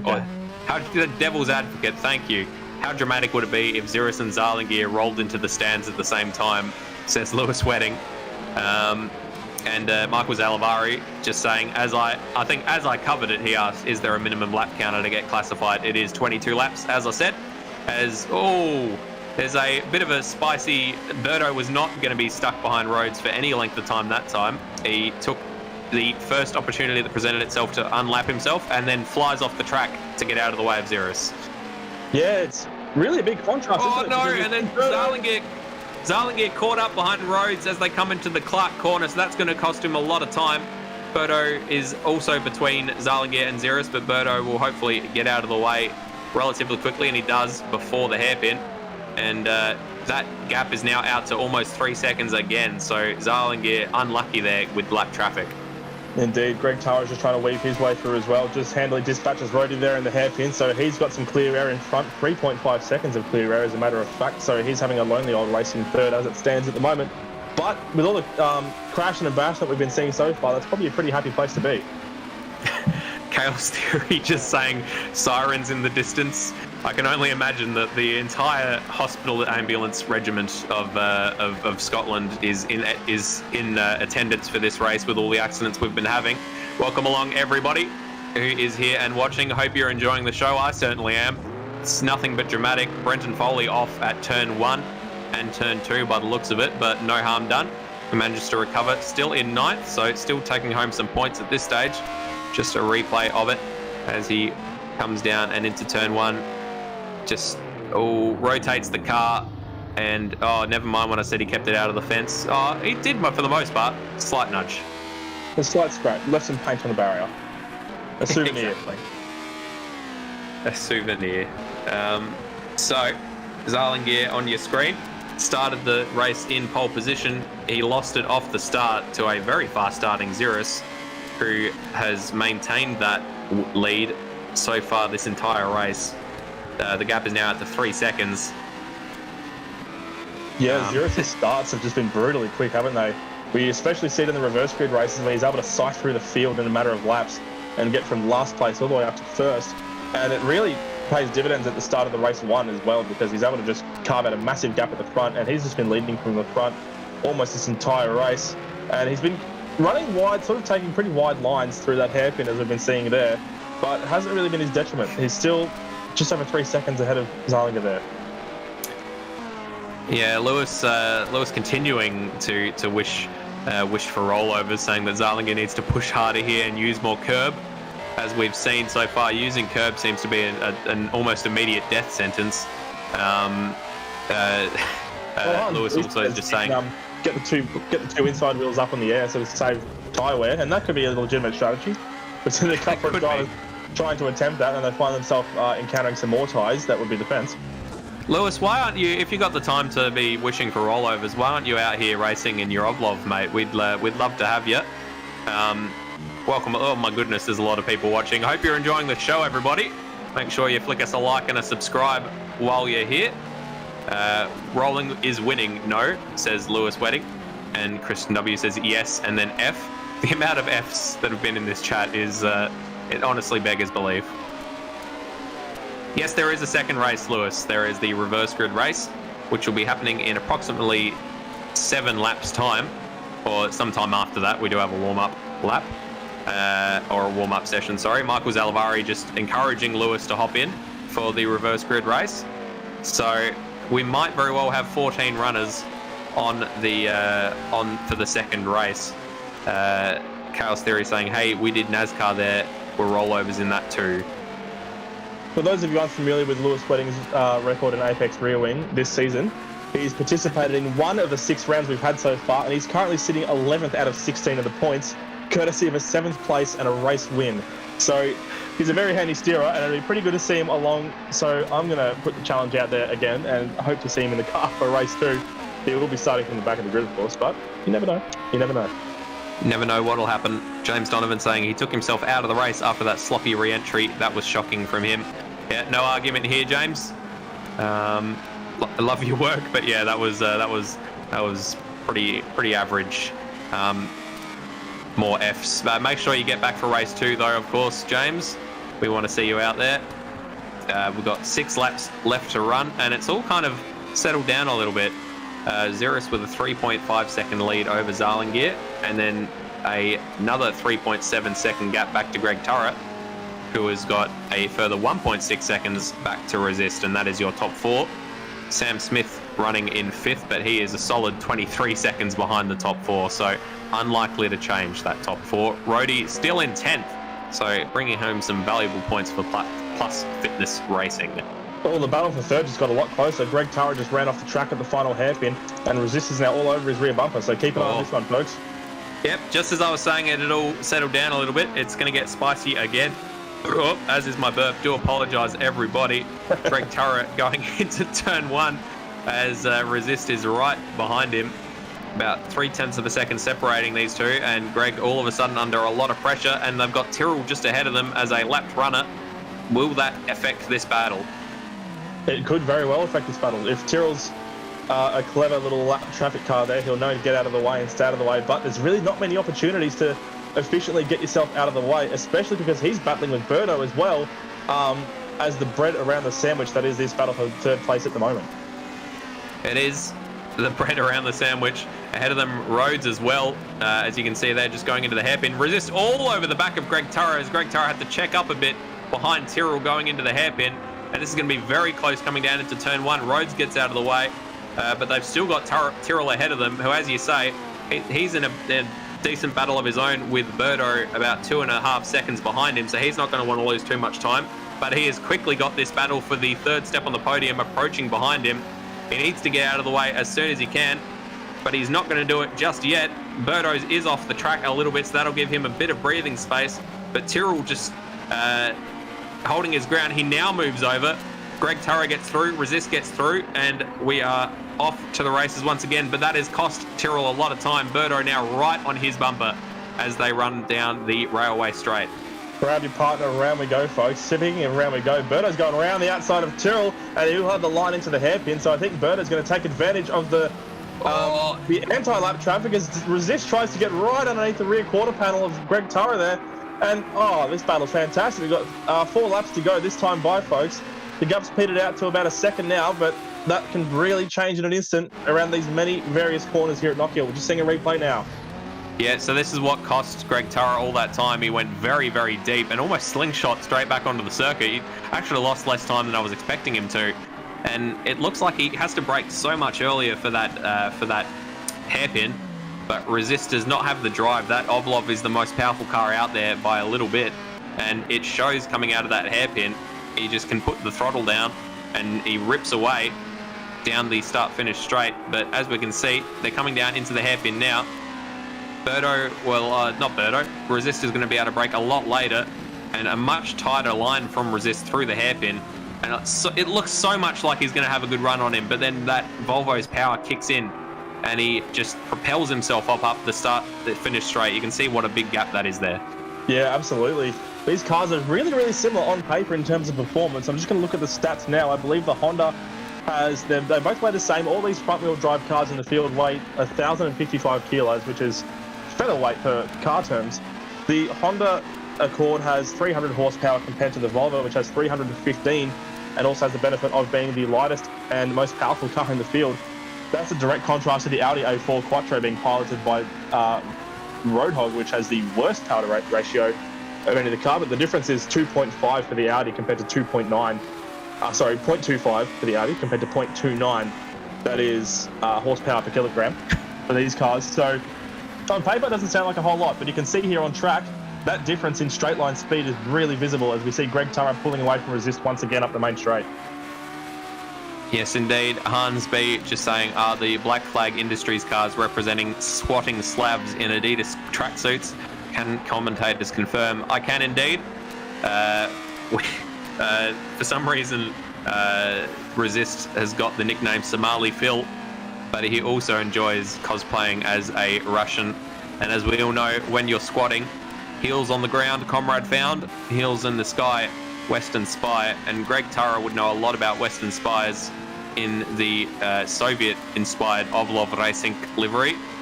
And he probably thinks that Slav behind him in the Black Flag Industries Adidas Honda Accord of Resist is not a legitimate Slav. He's trying to get as far away as he possibly can. So it's the last lap is now underway for Xeris as we see him on the charge. His best lap so far is an 8.44, a 53.844, and that last one was a 53.9. So he's really got his race pace on now. He's just trying to pull a bigger gap as he can. And look at it, 6.5 seconds between Xeris and Zalinger at the front. So there's definitely no challenge that Zalinger can really mount at this point unless Xeris makes a mistake, which hopefully he doesn't for his sake. But he's only got about half a lap to go now. So he does have only half a lap to go, but he does have Rhodes between him and the end of that lap, so who knows what will happen. Rhodes looks like he's ducking to the inside to let Xeris past, and there is no bloodshed. So thank goodness for that, as Xeris comes around the last corner to finish the first race, which he's won in emphatic style. 7.5 seconds at the end it was, as he crosses the line. Very well done. A perfect race there for Xeris.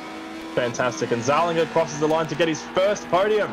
Fantastic effort for him in second place there, ahead of Greg Turra in third, who crosses the line with Resist close behind him in fourth. Yeah, Sam Smith is a fair way away. He's still coming down Railway Straight, but our two picks to win, they didn't win, Matty, but they both got onto the podium. So, we can call that a minor win, can't we? We can, absolutely. It's their best result so far, I believe. I'm just looking at the championship statistics, and yes, I think that is the case. Zarlinga it is for sure. That is his best result. I'm pretty sure Greg Tara hasn't been on the podium. That's right. It's a debut podium for both of the drivers. Sam Smith finally crosses the line in 5th place, and Roadhog is going to be coming home in 6th, although there is a gaggle along the back straight of a couple of lapped runners as well as Xeris. So Roadhog has Birdo right behind him, and he's had a very messy entrance to the hairpin, so Birdo might actually have a chance running down to the start-finish straight, but it looks as if it is not going to be the case. Roadhog's going to manage to hold on to it. What's he done? He's gone into the pits. I think they've already crossed the line as lap traffic. Oh, they're a lap down, so they already finished the race. I don't have words for what I was. I really didn't want to ruin that moment for you, because it sounded like you're having such a good time. But they were definitely a lap down. I wasn't seeing any margins coming up on the screen, so this race is well and truly finished. Xeris is your winner. We've got Zarlinga in 2nd position, and Greg Tara rounds out the podium in 3rd, and I've got the podium sitters in the commentary box with me now. We're going to start with 3rd place, Greg Tara. Congratulations, mate. It's your first step on the podium. Well done. Thanks. Almost threw it away again. But the flashbacks were enough to get me over the line.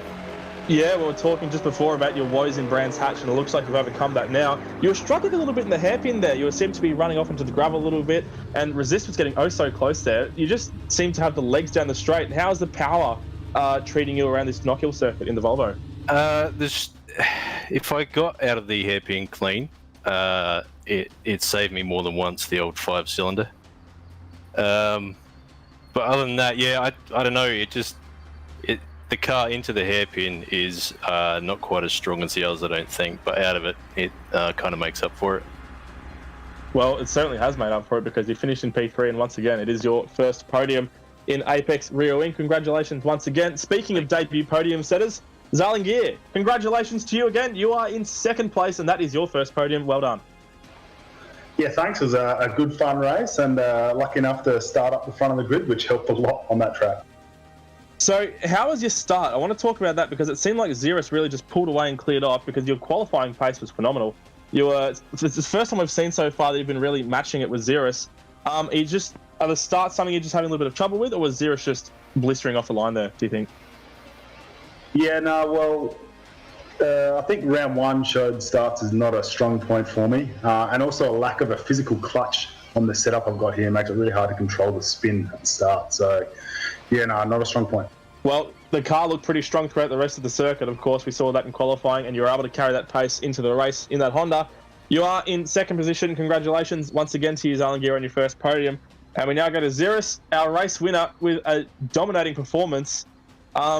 You look to have escaped a few of the little jitters that we saw in the warm-up and practice sessions with the rollovers and the cars going up on 2 wheels.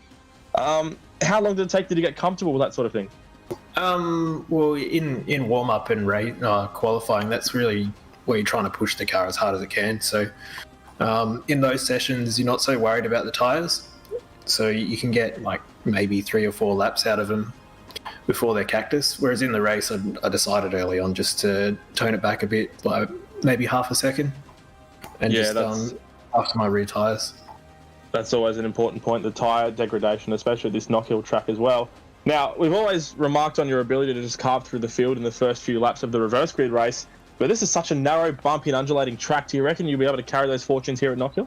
I'm going to be more patient than ever and let people pretty much make their own mistakes and see where that gets me.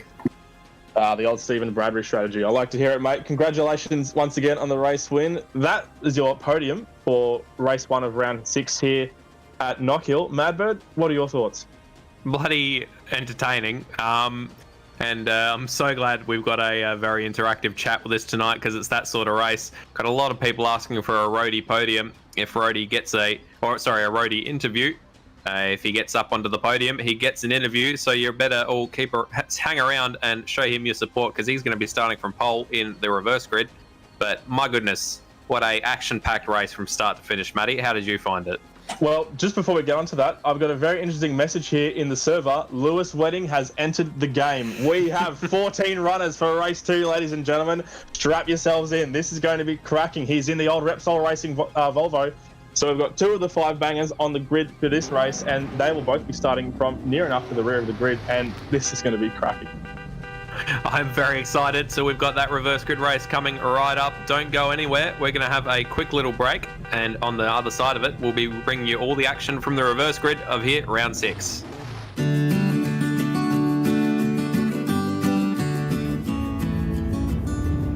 Here we are, approaching the hay plains. We've got Goofball Antics is driving. It's happening. And on the other side there is Madbird. It's me. And Stairs here, repping in the back seat. Behind us. Oh, let's not worry about that magazine. we got Resist and Xeris in the front there. Resist driving. How have you felt about the trip so far, Heath? It's been good. It's a bit of an early start. It's nice and cool in here, and that's all that matters. Good company. Yeah, it's a pretty hot day today, isn't it, Madbird? Feels weird being a passenger in my own car. We're 6 hours in, about 7 hours to go. See you in Bathurst. Oh my goodness! How are you feeling after that turn there, Heath? Or that not turn, but that truck turning? Truck turn? Yeah, that looked like it unsettled you slightly. Are there any cucumbers back those stairs? Because that'd be the only thing cooler than me right now. Oh, he's done it. This coke's pretty cool. What an absolute legend. So we're on the way to West Wyalong. We got assorted snacks with our walkie-talkie, and we don't have a rubbish bag. Do we, Stairs? No. I appreciate it. We don't have a rubbish bag. That was an oversight. So the marching order is the same as before. I believe Phil is still driving in the other car. Yep. We're about 400 k's now from Bathurst, and it's all looking very exciting. I'm very keen, and I'm really happy that Alistair has these very loud walkie-talkies. Fuck. Do you want to check in with the other cars, see if they've got anything to say to the fans? Oh my gosh. Mad car to Fabmobile, do you read?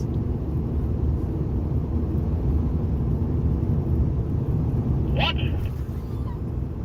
Take that as a yes. Do you have a question for them?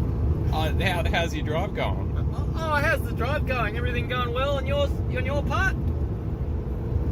Yep, it sure is the countryside. Yeah, you're not wrong there. You're not wrong there.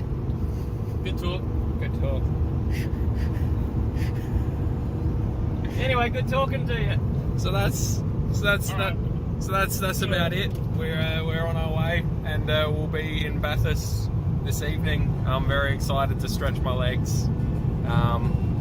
Yeah.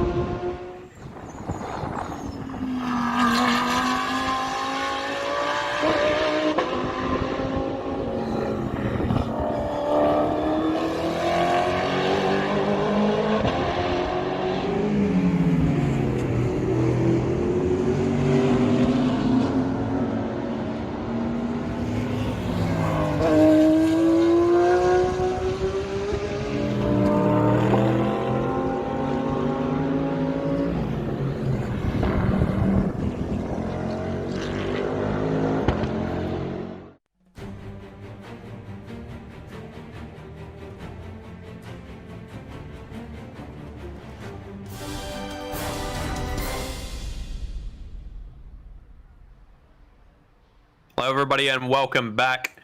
We are here for round 6 of the Apex Rear Wing Season 9 at the Knockhill Circuit in Scotland.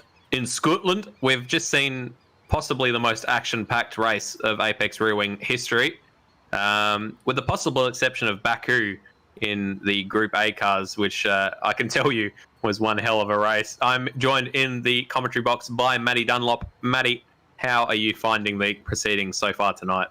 I just need to recover a little bit from that race one because that was hectic as hell. And just seeing Lewis Wedding entering the server has just made goosebumps appear all over my skin. And I am so excited for this race, man. You have no idea. He's said in the chat that his job is to take out everybody but Rhodey before he himself ends up in the stands. So that can only end well. And we've had someone, I think Azirus as the server has said, I hope you've practiced. And I think I saw earlier that Lewis has done 2 laps, one of which ended up in the fence and the other one ended up on his roof. So perfect. He's starting from the back of the grid. I can only expect he's going to remain there. You never know because he sort of came out of nowhere. I mean, practice is very important, especially the track like Knockhill. But Lewis Wedding is a very experienced driver. He has a lot of time running in Automobilista Australia. And I reckon he's on for a chance. We've just seen someone lay down a massive set of 11s down pit lane. I wonder who that was. Sam Smith. That's that tiger in the tank is then he's doing it again, going through turn 1 and now turn 2. Goodness me, he's trying to help Lewis Wedding out. He's marking the ideal racing line, going around the entire track. Oh, and he's got the Macca trays under the back wheels, I think. He's got the Macca trays under the back wheels. Classic. I've never done that myself. Probably should someday. It's one of those things everyone's got to do. You hear about it enough that it almost seems like a rite of passage for Australians. Have you ever done it, Matty? I've not. I like to consider myself a very responsible driver, and for the sake of my insurance policy, I'm going to keep those comments where they are. Fair enough. That's I'm getting flashes of your discussion about the Tim Tam Grand Slam that you said is living, and then immediately said that you had never done one. But regardless, holy Christ, this amount of smoke that Sam Smith is laying down is truly killing the ozone layer. And I'm starting to sense a very strong pattern here of me talking mad game about things that I've never experienced in my life. I've never done a burnout in my life. Is that like I feel like I should have to talk about cars as a hobby? Like I've given it a go. I'll say that much. But none of my cars have been powerful enough to actually. Have you ever done a burnout, Stairs? You won't be able to hear this. Stairs hasn't had a car powerful enough to do burnouts apparently. So I probably could have done it actually back in my 80s 929. It had a bit of guts to it, and it weighed about as much as 4 tractors duct taped together. But you know, I probably should have given it a go, but I never thought to. And then both of the 80s 929s I had imploded, so I no longer have that opportunity. Both of the ones you had duct taped together. Michael Zalavari expressing some disbelief, saying, as if you guys haven't done a Tim Tam Slam, guys, lads, fams, bros, mates. And Sam's mum, Sue, just saying that she thinks Sam is entertaining us. He certainly is. That's one word for it. And Brute saying, Wedding's car is straight from hell. I disagree. What is it with everyone hating on the Repsol Volvo? I love it. I think it's an excellent looking car. Myself, as D-Samaj gets out of the way and Lewis gives him a bit of a beat for his trouble. So Lewis has actually finished a lap during this warm-up session, 55.4, so only 2 seconds slower than what we saw in qualifying, which honestly, with the 3 or 4 laps of practice that I'm led to understand he's had, probably actually quite decent.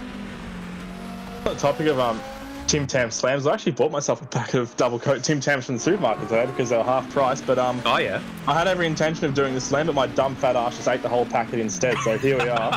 And I'll have to go back tomorrow and get another pack before this. That'll have to be. You'll have to film yourself doing it, and that can be our feature for next round. Will be you discussing and demonstrating the Tim Tam Slam, and we can get your thoughts and opinions on it. I get the feeling it wouldn't actually be that good. I'll do a feature about walking through the apocalyptic situation of a lockdown supermarket in outer Melbourne, trying to fight to the death for the last packet of double coat Tim Tams and 30 pack food tickets. Absolutely, fair enough. We're getting a bit of that over here, and we don't even have we haven't got any new cases or anything. People are just idiots buying up all the toilet paper. Chaos Theory in the chat saying, "Yo, F." when you drink flat Coke and then just a sad face. I can only agree. that's a horrible thing to experience. Indeed. So meanwhile on track, we've got just over 5 minutes to go on this warm-up session here, and Zarlinger is currently leading the way with a 53.649. We don't normally pay much attention to warm-up times, but that's pretty good race pace, as a matter of fact. And I think he's got something to prove here. He's trying to show us how fast he still has. He's still got a bit of gas in the tank here, and he's on for a good result. As you see, Sam Smith absolutely stranded on top of the rumble strip there on the inside of Taylor's hairpin. Yep.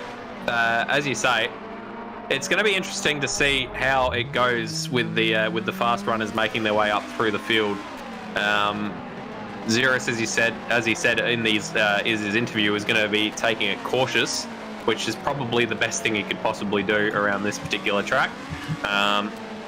We know that we've had a few incidents on reverse grid races that people haven't been too happy with. So hopefully this one's pretty clean, but I can only assume that it's going to be an absolute catastrophe of incredible proportions. As Sam Smith entertaining us once again and losing his bumper over the fence. That's in someone's boot, and they're taking it home. So Brute in the YouTube chat just saying the reason why we haven't really seen much of Lewis Sweating and Apex Rear Wing on a Wednesday night is because that is when I think it is Automobilista Australia does their F1 series, which Lewis Sweating mainly features in. So he hasn't really had the chance. So it's good to see him once again in race 2 here. And we just finished up. It is. We haven't finished up actually. I'm just hearing the sirens going off in pit lane as at least 3 guys slammed into the entrance wall there. Decimage still recovering, missing his front bumper. That's a nice change. We've got a replay here of Rhodey who beached himself on the Reb curb at the hairpin. Brute just correcting us. No, it's in the IGL. I've got no idea what IGL is. It's a small group, says Brute. Well, so are we. Apex Rear Wing. We're a small proving my theory that the fastest way to get a correct answer on the internet is to offer a wrong one and wait for people to correct you. Absolutely. Hans saying Rhodey stuck on the curb. F. We need more Fs in the chat as we watch Decimage slowly roll across and onto the racing line. His car appears to be dead. See if we can get a replay of this accident. Here it is. Oh, directly to Zarlinger, who was already having an accident. And then it looks like Nether as well. We've got more Fs in the chat. Thank you very much. And Wolf just saying, oh, it's the I'm Gay League. Well, you know, good on you. I'm glad you're happy with who you are. Got Fs in the chat from Michael Zalavari and Cybernyat. And it all goes quiet across the Scottish hills around Knockhill Circuit, as it's. I feel like we're in the eye of the hurricane. We passed through the first half of it. That was race 1. We're now in the eye of it, and then race 2 is going to be the other half of the hurricane, Matty. I think it'll be the other 2/3 of the hurricane, you'll find, because it's a reverse grid race, of course, and it's... Look, if you thought race 1 was hectic, folks, go and get a seatbelt for your office chair. You're going to need it. The race 1 was a Category 5 hurricane, and the reverse grid will probably be a Category 10. I've got no idea how hurricane categories work. I imagine a Category 10 has probably never occurred, unless it's vice versa and 10 is the lowest. I really should have researched this metaphor before I used it. No, you're on the right first way around. The Category 1s are the weakest, and it goes all up to Category 5. I think what we're going to be seeing in race 2 is the physical manifestation of Satan in the Scottish Highlands. The physical manifestation of Satan. Which, in Scotland, I imagine the physical manifestation of Satan would be a bottle of whiskey that spells it without an E. That'd be a pretty good manifestation of Satan. Decimage having another accident I can see on my monitor as we watch Resist just do some boring lapping. I always thought the Scots did spell whiskey without an E. Mate, see, I might have done it the wrong way around. I know one of them spells it with E and one of them doesn't. I should know this. I'm a bit of a whiskey fiend, but I've just disappointed myself.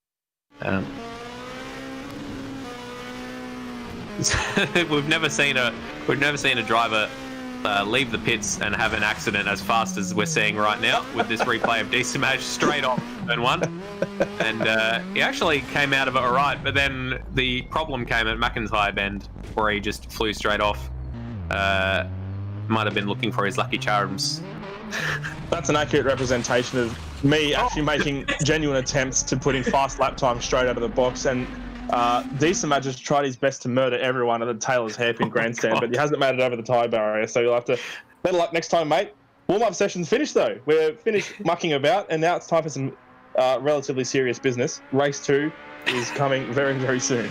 I'm glad that you qualified that with relatively, because the amount of seriousness is definitely going to be subject to how the race goes. We just got Brute in the chat saying that Category 10 hurricane would be the equivalent of 355 kilometers an hour. That'd be one hell of a hurricane. And Cybernar just confirming that Chaos Theory and Cybernar both confirming that 5 is god tier in terms of hurricanes. And Chaos Theory just asking, is that a truck safety car? Yes it is. Don't ask us why. It just happens to be the one that we picked for this, and I'm very upset that we don't have the safety car because we can't sing "The safety truck is coming, the safety truck is coming." We're ready for race 2, Matty. We are ready for race 2. 29 more laps at 60.6 kilometers. This is the reverse grid race, and it is going to be absolute chaos at the least. Beware of blind crest with cars out of position. We did see that, during the first race. There was a lot of issues with people getting caught up as lapped traffic. We've got Lewis saying F in the chat. He's about to start this race. And it looks as if we've only got a few cars out on the grid, so we might have another abortive start. Not sure what's happening. Might have another server rollover. Do apologize again, but you'll have to bear with us. Trust me, it will be well and truly worth the wait, I am sure, as it looks like they're restarting the server, so you'll just have to bear with us for a few minutes. Wolf saying, Lewis, get the W, and James Donovan saying, kill Xeris. So we can only assume that Xeris is the one causing these issues somehow. He is the one running the server, of course, and we thank him for it. Lots of Fs in the chat from almost everybody, especially Chaos Theory.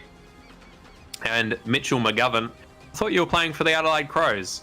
Also landing a lot of Fs in the chat. Michael Zalavari just posting a comment. Isn't that circuit graphic mirrored, followed by a capital F? And I'm going to confirm that yes, it is mirrored. We were talking about this earlier. And that is just a simple error that was made with the graphic, and we'll be sure to get that fixed up next time out at Alton Park. Foster's Circuit, 7:45 p.m. next week, 15th of July 2020. We've already been to Foster's. We've already been to Alton Park. I've already been on the Foster's by the sound of my voice and the way I've been slurring my sentences so far. But that's going to be a really good race as well. But we've got race 2, reverse grid here at Knockhill, coming up very, very shortly once we get these server issues resolved with Madbird. Yeah, absolutely. I like that you qualified that it was a capital F, because we're getting so many Fs, we need to start breaking them down into their constituent parts. So we've got F with curly tree, we've got F with unclosed bridge or branch. Who drinks Foster's by choice, asks Wolf. Very few people, but I think a lot of people seem to think outside of Australia that it's all we drink. I'm always amazed at the amount of advertising hoarding you see for Foster's in even in modern races, but especially in old ones. Like, how did they get all that sponsorship? Like, who? I can't even find the words to describe how confused it is in my head that Foster's had hoardings on pretty much every major racetrack at some stage or another. Yeah, it was a real mainstay of sponsorship back in the 90s and early 2000s. And I'd hazard a guess and say something along the lines of one of the big European beer conglomerates or companies had the naming rights to Foster's, while Carlton United was probably still brewing it back here in Melbourne. I imagine that some big beer company with a lot of money was the one actually flogging those signs all over racetracks all over Europe. So, and it helps. get Foster's on the map for sure. And then I'm sure a lot of those people would have come to Australia as tourists and been greeted with, what the hell are you talking about? No, we don't have Foster's on tap at every pub they went to. I don't think I've ever drunk a Foster's. I don't think I've ever seen a Foster's in like live in the flesh. Like it's one of those things, one of those myths, I guess. Brute just saying. Wolf said, "Who drinks Foster's by choice?" Lewis said, "Brute does," and then Brute said, "I drink Jack's Loose, F off," which is something he shares with one of our drivers, Brenton Foley, who I'm led to believe has been on the Jacks tonight. And Wolf saying he'd rather drink his own piss. It is a national disgrace, he says. So some strong opinions about Foster's in the chat. Chaos Theory saying no such thing, it must be 4X, which is possibly the only thing worse than Foster's. I hear an oft-repeated urban legend that it's called 4X because they weren't allowed to ride shit on the can. But I'll have to confirm that one with some with the Castlemaine Brewery. I might get in touch with them after the race. We can confirm with Goofball Antics, he drinks it. So he's probably up on the 4X lore. I'm very excited for the 4X role-playing game coming out 2022. Well, while we're all wouldn't that be terrible? While we're all comparing our favourite beer brands at the moment, I've got a stubby of Two Suns in my hand at the moment. You drinking anything at the moment, Madbird? I actually polished off a bottle of Cooper's Brewery Best Extra Stout earlier. I had two of them. One of them went into my stew, which is currently in the oven, and the other one went into my belly. But now I'm out of alcohol, so you know it's. I'm regretting the stew now because as a result, I have one less bottle of beer than I would have otherwise. I'm very sad to hear that, and it's just occurred to me that we've got a race on. The server's back up and running, and we're just waiting for all the cars. I didn't want to draw attention to it in case I jinxed it, but yes, it looks like we're on, Matty. Looks like we certainly are. We're just waiting for the last of the cars to form up in the grid. Goofball Antics is still sitting in the pit lane. You can just see the nose of that Alfa Romeo poking out to right of screen there, just biding his time. Chaos Theory saying he's getting a beer. You better hurry up, mate. Yeah, better be quick. We've only got a warm-up lap of about 2 minutes around this track. We've got all the cars on the grid now, so we'll be getting underway very soon for the formation lap. Lights flashing, horns blazing, and we are off and running. So let me run you through the grid positions for race 2, the reverse grid. Brody for Plus Fitness Racing is starting from pole position, looking to get some more points off the back of his first point finish in Apex Rear Wing. Next to him on the grid is Brenton Foley. He had a really strong start in race 1, but fell back after a number of unfortunate mistakes, and will be starting from second. Tyrrell for Jeff Bader Racing in the green Nissan Primera will be third, next to Birdo, who's normally been a pretty strong finisher and is currently sitting second in the championship, but had a really poor race here. Let's see if he can improve from fourth position on the grid. Roadhog in the Audi A4 Quattro starts from P5 here today, with Sam Smith just behind him and sixth in the Peugeot 406. Resist, one of the more successful drivers in qualifying session that we saw for Black Flag Industries Racing, that very quick Honda record around here, will be starting from 7th ahead of Greg Turner, who got his debut podium in race 1 in 3rd position. That means he'll be starting from 8th here in this race today for Ovlov Racing. Zarling Gear in the other Black Flag Industries Racing car, the other Honda Accord, will be starting from 9th, having finished in 2nd, which is also his first podium finish. So well done to the both of them. Xeris, our race winner last time out in race 1, will be starting from 10th and near plumb last on the grid. But we do have the DNFs and the fresh starters behind them. Desamaj in 11th. We have Netherrealmian starting in 12th. Goofball Antics will be starting from lucky 13th. And a new challenger has entered, ladies and gentlemen. Lewis Wedding in the Repsol Volvo will be starting from 14th on the grid. And that is how they stand as they line up now on the main straight. Quick, Madbird, who's your prediction for the win? Oh my God, Birdo. He's starting from 4th place, which means that he had a bad run in the first race, but he's only got 3 cars ahead of him to take the lead, and he can then stretch off ahead. So we'll have to see what happens. I'm very excited though, Matty. I'll leave it to you. I'm going to say Xeris because I was really excited to see how the hell he's going to do it, especially in these first opening laps. Trying to cut through the field. Red lights, 3 lights, 4 lights are on. We're green and we're underway here at Knockhill. It's a pretty slow start, I think, at the front for Rody, and Brenton Foley's going to slingshot right around the outside of him there, and that's daylight between those two already. Roadhog is trying to make a lunge there as well because he's got the all-wheel drive Audi Quattro, and he's up in a second, but he's up on 2 wheels as well, and we've got a few bumper bars flying off in the distance there as well. Birdo is in 4th at the moment, really trying to find an inside line there on Rody, but Rody is still sitting solid in P3, but meanwhile out at the front, Brenton Foley's got a big gap. He's up on 2 wheels at the moment, but he's back down on all 4s, and he's got a gap of 2.5 seconds to Roadhog in 2nd place. Yeah, an excellent start from Roadhog. It's back to the Roadhog we saw from a few races ago. Just absolutely slingshotted off the start, up 3 positions and into second. Berto has now found his way up into third, so he is going to start hunting down those other podium places. Brenton Foley's already spun it at the hairpin. He's managed to tidy it up, and he didn't actually loop it all the way around. There's a crash. There's bashing and barging going through the hairpin. Sam Smith is off at the hairpin. I saw there was Rhodey and Tyrrell were trading blows going into the hairpin as well. And it is now Tyrrell against Resist. Friend against friend down into the first corner. Resist thinks better of it. Very well done. Very mature driving there from all involved. And Greg Turra right behind him. Oh, geez, Greg Turra came out of nowhere. He's up in P6 at the moment, 2 spots up from where he started, but he's got Zalangier right behind him as well. So we've got a really close race here for 4th and down. And it's just such rotten luck for Sam Smith, isn't it? He's had crashes on the opening laps of these last 2 races. And we're just seeing a replay now as they all pile through, and he just straight-lined it, locked his brakes and had nowhere to go except the tyre barrier on the exit for the Taylor's hairpin. And now he Berto's going for the inside. Sorry to cut across you. Into the hairpin.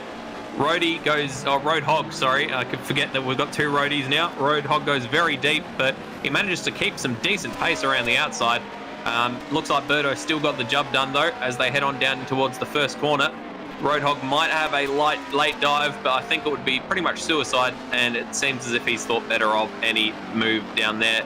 And behind them, the gaggle for 4th continues. We've got Greg Turra, Resist, Zarlingier, Tyrrell, and Zirus. Oh, you could throw a blanket over the 5 of them. This is some very close racing. Yeah, Greg Turra and Resist have resumed their battle they had in race 1 there, and Greg Turra had such a good run once again out of the Taylor's hairpin, and he was able to charge past the 2 of them, almost made it 3 wide with the Black Flag Industries Hondas, but was able to make those passes nice and clean, and he's currently sitting at the head of this train in P4. Roadhog is about 3 and a bit seconds up the road at the moment, but we'll see how long it is before they start catching up. Yeah, Brenton Foley's doing well to keep it pointing in the right direction and keep it on the track.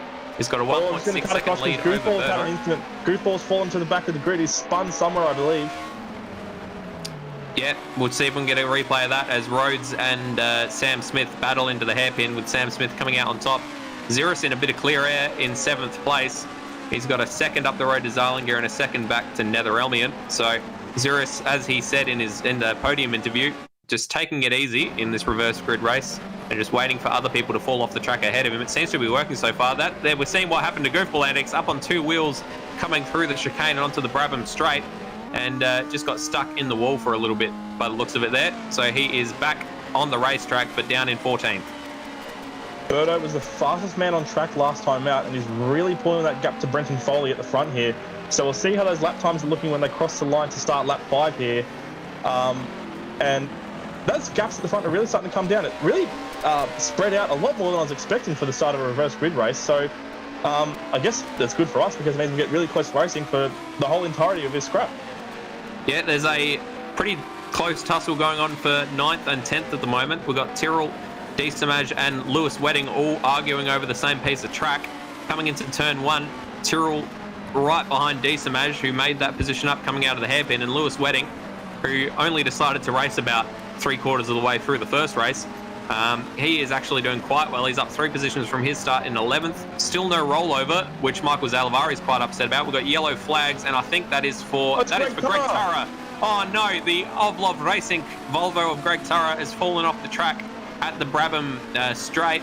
See if we can get a replay of that, but that has promoted Resist up into 4th place once again, but he's right on the back of Roadhog now. Oh, we're just seeing the replay now of Greg Turra going up on 2 wheels like we saw from a lot of guys earlier, straight into the fence, and I'll be crying myself to sleep tonight, ladies and gentlemen. That's a real shame for Greg Turra. He's now circulating down in 4th position at the moment, but the battle at the front has narrowed down to a 1.5 seconds between Brenton Foley and Berto. People in the chat suggesting that Lewis Wedding got paid off to race normally. Absolutely disgusting behaviour. Lots of Fs as a result to that. Brenton Foley still leading this race as we see Lewis Wedding taking the position over Tyrrell, but Sam Smith is right behind them as well. This is messy stuff, but we're loving it. Lots of rubbing. Lewis Wedding is now up into 9th place, with Tyrrell defending grimly over that 10th place position. Well, he's down 7 positions from where he started. Sam Smith is looking to take that last points-paying position away from him, and Greg Turra is right behind them, waiting to pick up the scraps. Oh, speaking of battles, let's have a look at the battle for third place at the moment. It's a gaggle between Roadhog, Resist, Zarlingier, and Zeros is having a run around the outside of Zarlingier. Big lunge I saw in the last hairpin there from Zarlingier, almost clattered into the Zeros! Oh, Zeros! Zeros is up on 2 wheels, he's straight into the fence, trying to get a very unlucky pass done, and that was not... Round. Oh, no. Gone around at the McIntyre turn. We're seeing a replay here of the accident. Looks like Zeros just sailed into the back of Resist, and luckily didn't put off Resist at all, but certainly cost Zeros. You can see there, just skims across the runoff, and then Zarlingier just loops it all by himself. Maybe he was a little bit distracted looking in his rearview mirror at the accident behind him, but Resist is now pressuring Roadhog for the third place on the podium into the hairpin. Roadhog goes very deep, but he's been doing that every single lap, and it seems to be working out all right for him. He's come out ahead of Resist, despite going the long way around the hairpin, and he manages to maintain that third place. Maybe it's just a line that you can take in those all-wheel drive cars. Maybe with that extra bit of grip, you can afford to go a little bit wide and carry a little bit more momentum through the corner. But whoa, Resist is on his roof! Oh, Resist, no! Just as we were talking about him, he's commentator's curses happened, and there's a gaggle of cars going past. He's down into 10th place. He was fighting over the third step on the podium. He's now in the very last points-paying position, and now he's not even that. He's in 12th place. That is a damn shame for the Black Flag Industries racing guy. It's a damn shame indeed, and this race has been... I told you it was going to be hectic, folks, didn't I? I told you it was going to be crazy, and here we are. Now we're looking at the battle. We're just looking at the replay at the moment of Resist going upside down, narrowly being avoided by Zeros there. Zeros is very lucky to get out of that unscathed, and up at the front, it's almost half a second between Brenton Foley and Birdo. It'll be academic pretty soon, the gap between those two cars. Birdo will be all over the back of him in that Renault Laguna, which has been really, really fast through the corners in a lot of the races we've seen so far. Brenton Foley concedes that straight away. He almost conceded into the tyres, and Birdo is now taking the lead with Brenton Foley still without too much damage behind him right now. Yeah, Brenton Foley is going to have a go down into the Clark corner. He thinks better of it and ducks back behind him. Zeros has taken the third position from Roadhog while we've been watching this battle. And Netherelmian currently just keeping his nose clean. He snuck up into 5th, and he's battling with Zarlingier over that position with Sam Smith right behind him. Bit of contact between those two, actually. So there's a really tight battle between those three. And Nether's starting to pull a little bit of a gap. He'll be unchallenged as they go into the Taylor haircut. But Sam Smith and Zarlingier are side by side right now. Sam Smith's got the line. He's got a big lock-up, though. And there's no contact this time around. But they're still side by side. So Zarlingier's had a fantastic run through that final hairpin. And he's going to charge ahead and try and get past Netherelmian down the straight. Yeah, they're side by side already, coming down and just about to dip into the first corner. We saw in the first race, Netherelmian did not yield the corner, and he did yield it that time, but he span out, and it looks like Sam Smith glanced past him, didn't get too much contact. Lewis Wedding might have hit him as well, and the only one that's lost out of it is Netherelmian, unfortunately. He's down into 10th and now into 11th, so we're seeing people's fortunes change at that first corner quite a lot. Oh, we're just seeing a replay now of Netherelmian going around, and while that's been happening, Brenton Foley has spun in the final corner once again, and that gap at the front is now out to 3.5 seconds, and Zeros is threatening for second place pretty soon. I reckon if Brenton manages to finish on the podium, he'll be ecstatic. He just needs to keep his head down and try to keep all 4 wheels on the grey stuff, none of it on those big red sausages, because he has not been consistent, let's say, so far this season, and what he needs right now is some consistency and just to keep it clean, because at the moment there's about an 8-second gap between himself and 4th place man Roadhog, so even if he loses second place to Zeros, he is in with a shot to keep this podium as long as he can keep his nose nice and tidy. Yeah, that's exactly right. We've normally seen Brenton Foley in past seasons of Apex Rear Wing being able to really wring the speed out of any car he drives, even no matter how sideways he gets in them. But now he's only had 1 podium so far this season. He's really not been getting comfortable with that BMW, but now it looks like he's finally starting to get the speed he's looking for around this Knockhill circuit. It's all settled down a little bit. When I said that last time, it all kicked off all at once, so I'm hoping to to cause something, but everyone's sort of spread out a little bit. Oh, a bit of a lock up from Nether, coming behind Tyrrell into the hairpin. So this might be a battle to watch over the last points paying position. Tyrrell doing well, just grimly hanging on to the points finishes with his fingertips. And he's just keeping his nose clean. I haven't seen him have any accidents, although he is missing his rear bumper, but who isn't? And he's now under attack by Netherelmian, who we saw have his big accident a couple of laps ago.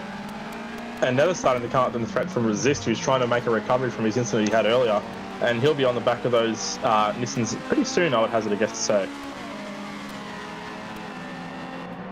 We're just starting to see Birdo passing Rhodey as the first lap traffic of this race. And I think it's a pretty good time to take some stock take as to the running positions that we have at the moment. So Birdo, I've missed that up twice now. Birdo is currently leading the race at lap 13 of lap 29. So we're getting pretty close to the halfway point here, folks. Brenton Foley is just over 4 seconds behind him now, down in second position, with Xerus 2.5 seconds behind him in third. So that's going to be a battle that'll be shaping up pretty soon. Behind them, Roadhog is currently holding up a train of a couple of cars. He's in fourth position at the moment, with Zarlingier swarming all over the back of him in fifth, just trying to find a way past. And if there's any chaos, then Sam Smith is there in P6, looking to pick up the pieces, and Stephen Bradbury himself right on through. A bit further down the track, another 3 seconds behind Sam Smith, we've got Lewis Wedding, making another wildcard appearance in the Repsol Honda. He's currently sitting in seventh, up 7 spots from where he started, so that's a pretty good run from him. Greg Tara in the other Volvo, after that unfortunate journey into the fence earlier, is currently sitting in P8, right where he started. D-Samaj in the Peugeot is still sitting in 9th, with Tyrrell still sitting in 10th at the moment, but Resist has gotten past Nether to make his way up into 11th, so he's not too far away from a points position once again. And Zarlinger's trying to make a move on Roadhog, nothing doing this time. Nether's still in 12th position at the back. Goofball Antics circulating in 13th, and Rhodey is down a lap in 14th as we stand at the moment. Yeah, so this battle for fourth is currently the closest one on track. Brenton Foley, now you've got me doing it, did have a error which has let Xerus through and into second place. We're going to see it here. So it was coming onto the Brabham straight. A lot of people have been going over that curb and flipping themselves into the wall. Brenton Foley, no exception. He hasn't lost too much time though. So he's got an absolute paddock behind him to fourth place man Roadhog. So he just has to keep himself calm. What is happening at the hairpin? There is an absolute gaggle. We've got Sam Smith attacking Zarlinger, who's trying to attack Roadhog. 3 white cars, nose to nose, heading down into the first corner. Zarlinger's got the job done, has he? Roadhog tries to keep it around the outside, and then Sam Smith swoops through as well. So Roadhog loses 2 positions in 1 corner, and Zarlinger swoops up into fourth. Been a lot of gaggling happening so far in this race, and that's sort of the byproduct that you get from a reverse grid, is you have battles front to back through the field all the way through the race distance. So now you'll be excited about this, Matty. We've got the Ovlov breeding program, Lewis Wedding and Greg Turra fighting over 7th place. Those 2 cars just scything through the night. It's not even night. Scything through the noonday sun here in Scotland. It looks majestic. Greg Turra goes for the inside. Lewis Wedding tries to go around the outside, but Greg Turra's had him. Absolutely had him. So proving once and for all that Soviet Russia is better than Repsol.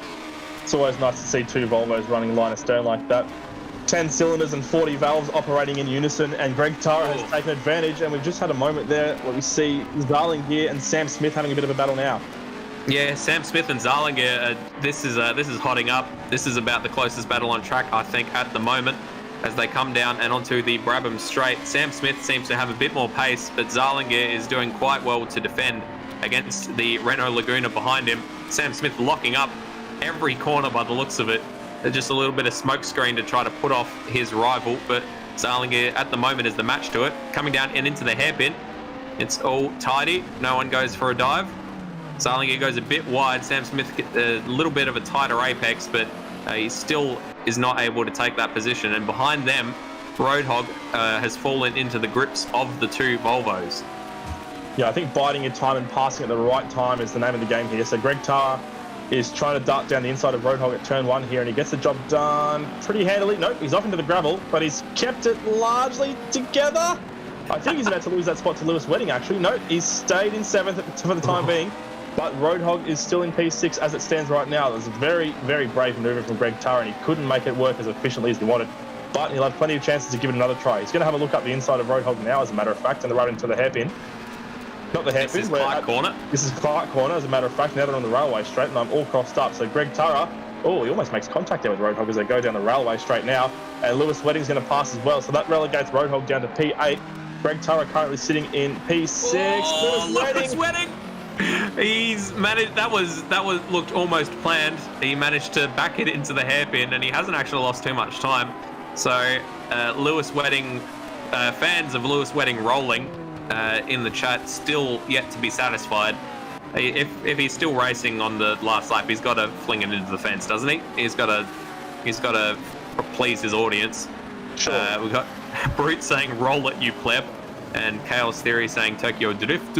Roadhog off and into the grass, so Roadhog down into 8th position now after it was all looking very promising for him earlier on in the race. So now he'll be under threat from D-Smash at some point surely, but there's still a pretty big gap between those two of about 7 seconds. And the battle is now between D-Smash and Resist for 9th position. Those two are squabbling for the last 2 points positions at the moment, and Tyrrell's a long way behind them. I think we're just seeing goofball antics with a lot of damage. He's been running off the track quite a bit. He's been having a shocker of a race, which is always sad to see, and he's been getting out of the way of the rest of the field behind him. He's missing his front bumper and a lot of other stuff as well. But Resist is going to try and have a run down the back straight, I think now, the front straight I should say, to get past, but the gap's just a little bit too big between those two cars at the moment. Matt Datsun seems to have just enough legs to keep ahead of the Honda Accord as they go into the first corner. And Resist seems to have a little bit more confidence through that hilly first 2 turns, but he doesn't really have anywhere to go with it. He's right on the back of D-Smash as they come through the chicane and onto Brabham. And the gap is probably about the same. Xeris with the fastest lap there, a 53.9. He is up in 2nd place. What's the gap between himself and Birdo? 3.3 seconds, actually. So that, we've still got 9 laps to go. That could easily tighten up, especially as Birdo's coming up behind Rhodey to lap him once again, putting Rhodey to 2 laps down. But he manages to get that job done pretty easily. Let's be careful because on the other side of the track at the moment there's a local yellow roughly where Goofball is floating, and he is floating very slowly around this track. If Stairs wants to rewind for a replay, you'll see him driving at full speed directly into the pit lane bridge. A little bit further back from here, and I'm not sure what he's trying to achieve at the moment. Probably trying to cave his engine through the firewall into the driver's legs. So we're just going to see right now, charging down full speed down the main straight, and this is what the yellow flag was about. This is normally a red flag in real life, but bang, there we go. Nearly went into the path of Rhodey, as a matter of fact, so that would have been a very interesting onboard view from that BMW. It's one of the least efficient ways to commit suicide, and at the moment he's kind of just a danger out there. He's coming to a stop on the Brabham straight, and he has returned to the pit, so he has DNF'd from this race at lap 21. So he not quite enough to be classified, but he's in 14th anyway, so he wouldn't get any points. Unless we had 3 people be disqualified from the results from here on, which I hope doesn't happen. This battle between D-Samaj and Resist is raging on. Resist still unable to get the job done, but he seems to be getting a little bit impatient in that last podium, that last points position, sorry. Yeah, D-Samaj is really making that Peugeot as wide as he possibly can around this track. Xeris just posted the fastest lap there. He's on the charge, 53.905, and he's 2 seconds behind Birdo at the front now. So that'll be a battle shaping up pretty soon. We're still looking at the battle for, we're just up the front looking at Birdo now. And Xeris has got his wheels in the dirt. And there's going to be a lot bigger of a gap, and he's rotated the car. He has, so we've got Birdo is going to be closing in on this as well, but Birdo's got other things on his mind. He's got Zarlinger has caught right up to the back of him. Brenton Foley, sorry, not Birdo. Brenton Foley in 3rd place. Oh no!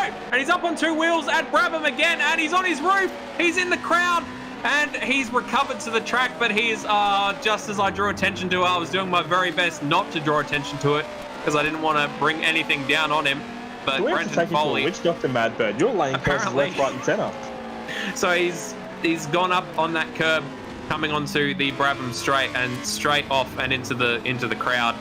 And all the rollover fans in the chat are very excited and also providing their Fs for support. And that was a lovely little combined drift there between Lewis Wedding and Brenton Foley. These two have raced together a lot at Automobilista Australia. Brenton Foley will probably be pretty filthy with himself in that cockpit, now down in 7th place. He was looking at another podium, but Zarlingier now looking like he's going to make it 2 third places on the trot. Foley's, as you can see, is spun it at the first turn, and he's got to wait an absolute age for everyone to go past. He's going to rejoin in 10th. So at this stage, still taking points, but he's already gone from 3rd to 10th in the space of a lap. How much further can he drop in the next 6? What a shame. He was having such a good run as well. We're just looking at a replay of Xeris, who got the back end out and got 2 wheels up in the air. This is his spin from earlier, as a matter of fact. So that's what lost him so much ground on the chase to Birdo at the front. So now the gap between those two is almost 10 seconds. And it's a very lonely second place for Xeris at the moment. And Birdo, in a complete reversal of fortunes from race 1, is now leading the charge by a really long way. Well, that's the thing, is that with this format of reverse grid determined by the results of the first race, if one of the faster guys has a really bad race, as we've seen from Sam Smith a couple of times, he started towards the front, of the reverse grid after a bad first race, they tend to be able to get out ahead and start to stretch their advantage because they've got much less people to go through. Whereas if you have a good first race and you start right at the back, it's the quality of Xeris that has allowed him to climb his way back up into 2nd place, along with some luck from everybody else falling off the track. 53.9, the fastest lap of the race so far from Xeris. He's perfectly capable steerer, but we've seen so far just those couple of incidents, especially from Xeris, where he got the wheels up in the air and almost went into the fence and spun out, that it's such a difficult track to master here at Knockhill. We've got Roadhog reversing down the Brabham Straight, and I think he's trying to do a J-turn, but the Audi doesn't have enough power quite on the grass to do it. So we're going to rejoin down in 12th. So same thing has happened to him by the looks of it, off at the start of Brabham Straight, and a dramatic accident. So he's flipped and rolled a couple of times. So all the fans of rollovers in the chat will be very happy about that right about now as they're seeing it on their screens. But what that means is that Tyrrell is back up into 10th. So just keeps dropping out of the last points playing position, and then people keep falling off the track ahead of him, and he just keeps getting back up into that points playing position. Xeris posted another fastest lap, 53.7. So we've only got 4 laps to go here in this race. I don't know, at this rate, Xeris is not going to be able to catch Birdo, but if Birdo makes an error, this race could still be up for grabs. You never know what's going to happen here. At the moment, the gap is pretty wide between 1st and 2nd, and then again onto 3rd. But Sam Smith is getting pretty close. 1.6 seconds is the gap between himself in 4th and Zarlingier up ahead in 5th. And Greg Turr has recovered to 5th, which is a pretty good effort from him. Yeah, absolutely. At this stage, with 8 seconds advantage over Xeris, Birdo can probably lean right back, put the Q halfway in the rack with one dainty little finger getting ready to drop it the rest of the way. He does have a bit of traffic to contend with here. He's got Netherelmian just ahead of him along with Brenton Foley. They are squabbling over the last points position of 10th. Tyrrell's now up to 9th. Absolutely meteoric rise for that particular man for Jeff Bader Racing. But Birdo is now getting tangled behind this. Netherelmian lets him through with no issues. And I imagine that Brenton Foley won't make too much of an issue of it when he gets to him as well. Roadhog is DNF'd, I've just noticed. This is how Brenton Foley ended up behind Tyrrell. That was actually quite beautiful, that spin. Just backed it into the wall and then gave himself a little push off down the hill. Someone in the chat, we got Brood asking, where is Rhodey? Rhodey is currently down in 13th place. That will become 12th once he passes Roadhog in the pits. Here he is on your screens. So he's 2 laps down at the moment, but he's in 12th position. And he's one of the 3 cars at the moment that are currently being lapped, and he's getting pretty close to being lapped a 3rd time, I believe, by Birdo. He's coming up on the back of him now. He's going to slow down just a little bit and let Birdo pass now on the run through Clark onto the Brabham Straight, and now he's 3 laps down. But he's still running.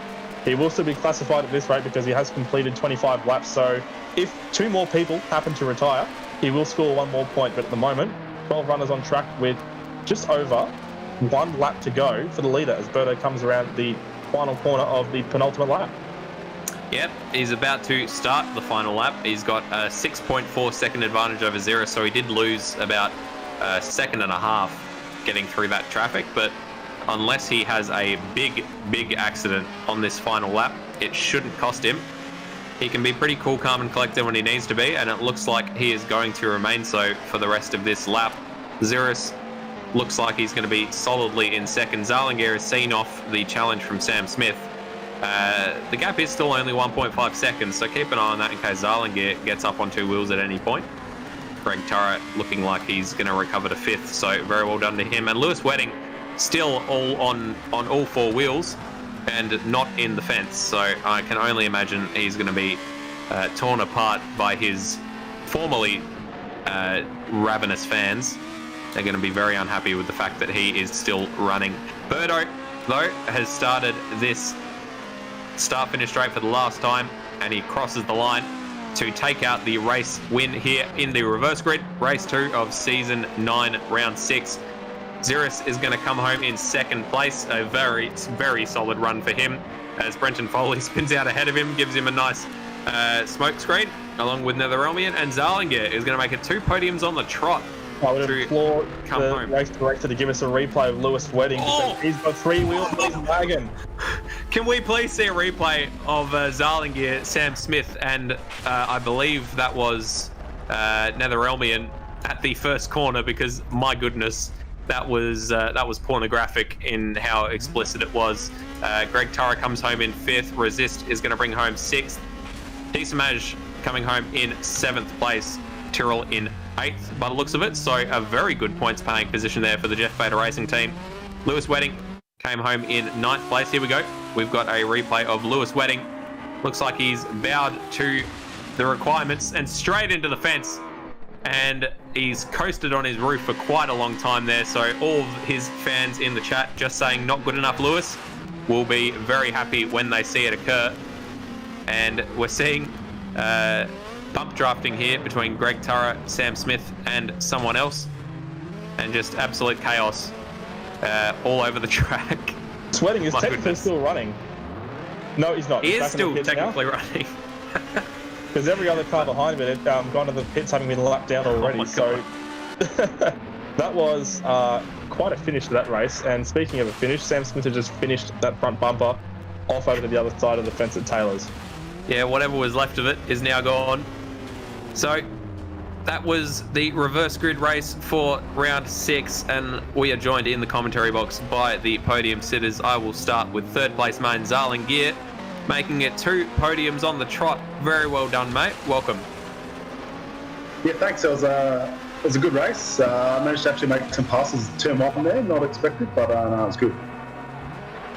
Yeah, it seems like a very tricky place to try to make an overtake because of the odd braking zone, and you're going downhill and turning at the same time. But yeah, we saw you make a couple of positions there. And do you think tonight is the sign of more good things to come from yourself, or did you just click with this track particularly well? Unfortunately, I think it's probably the latter of that. I think the track and I just had a great time together, and yeah, I managed to get some good times out. Absolutely. Well, you certainly gave us a good time watching you, and congratulations on your 2 maiden podium finishes for Apex Rear Wing in your debut season. That's I don't know how many of our guys have gotten podiums in their debut seasons, but you're definitely in a very exclusive crew, I'm going to coin it. So very well done, and congratulations on your results tonight. Thank you very much. Yeah, no, it's a great race. Good racing, everyone. Congrats to Berto. Lovely stuff. Zirus, you said in the interview earlier on that you were just going to keep your nose clean and be patient and let everyone else fall off the track ahead of you. It looked like you tried to do that, but everyone sort of kept falling back towards you. Yeah, in a bit. Like I didn't mean to make any of those moves, but yeah, they were just breaking way ahead of where I thought they would. So I had a bit of an accident on the first corner, and then I think that disrupted Andrew a little bit, and he had an accident. And then Zarlingi, and then and then it was just catching up to Berto from there, which I would have done towards the end of the race, but then I had another spin. I misjudged a slide and hit a curb and span myself out. Yeah, Maddie and I were hyping that up. We were watching the gap come down, and we were very excited to see it happen. But then it's just one of those, right? If you have a split second.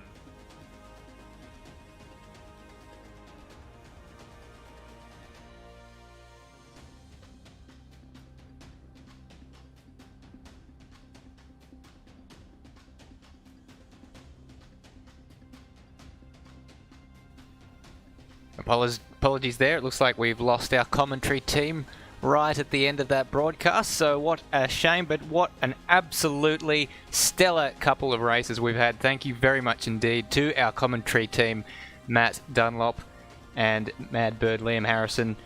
My name's Stairs. Do join us this time next week for the next round, the 7th round of the Apex Rear Wing Championship, and I think we do have our commentators back.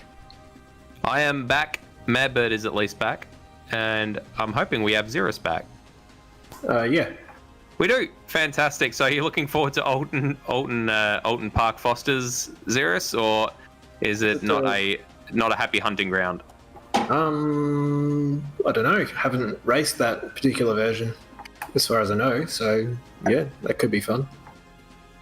Fair enough. We look forward to it next week at Alton Park Foster's. You can see there on your screens, but I'm now joined by the race winner, Birdo. Very well done, mate, and probably a good return considering the first race. And your qualifying probably, I'm not sure how much practice you had, but it seemed like you were a little bit down on your qualifying performances you've had so far this season. How'd you find the night? Yeah, this is a tough track. This is a tough track in the Renault. So I'm like, the Renault has got a very stiff suspension, so I go anywhere near those curves and you're on your roof. So yeah, first race not so good. The car didn't want to turn right by about the second lap. This one a lot better, but yeah, Xeris would have had us easily, I reckon, with about 9 laps to spare. But unfortunately, yeah, as he said, he had a bit of an incident. Absolutely. Was it? We're talking about how it was a disappointing first race for you, but with this format, a disappointing first race can mean that you've got a bit of a head start in the second race. If you hadn't had the poor first race, do you think you would have had the pace to push yourself up into the podium positions in the reverse grid? Nah, not at all. It worked in our favour. So, yeah, I was struggling to do low 54s, I think they were. So, by finishing a little bit down the back, and that reverse grid allowed me to have a bit of a gap there with Foley at the start of the second race. So Xeris and Zarlinger and whoever were needing to push to catch us up. So yeah, without that gap in that second race, we would have been toast a lot earlier than we were. Absolutely. Alton Park Foster's next week, a track you've got any particular experience or feelings about? Yeah, it's a good track. It's a good track. Coming down the hill, that sort of little right-hander into, I want to say, Knickerbrook. Every corner's Knickerbrook, isn't it? Yeah, pretty much. We just cut out the dogleg, basically, and put a chicane in. So it's a nice little track, Alton Park Foster's. Very good. Well, congratulations again on your win, and we very much look forward to seeing what everyone can do next week at Alton Park Foster's. Matty, what a action-packed night of racing. An incredible night of racing, and it's incredible to see so many people watching along and joining in the chat, especially one of our loyal viewers who decided to give it a go in race 2, Lewis Wedding. Thank you very much for making an appearance. Thank you everyone for watching along for what was a bloody terrific couple of races there. And I just want to give a special shout out to Tyrrell. It's his first time in Apex Rear Wing that he's finished both races in the points. So well done to Tyrrell in that Jeff Vader Racing Green Nissan Primera. Fantastic effort. Of course, to Zalangir and Greg Tara for getting their debut podiums as well. It's a race of many very firsts, and I'm looking forward to seeing a lot more next week at Alton Park. Yeah, absolutely. So everyone, thank you very much for watching. I've been Madbird. That's been Maddie. Make sure you flick us a like and a subscribe, and we will hopefully see all of you back here again next week for Alton Park Fosters. Until then, bye for now.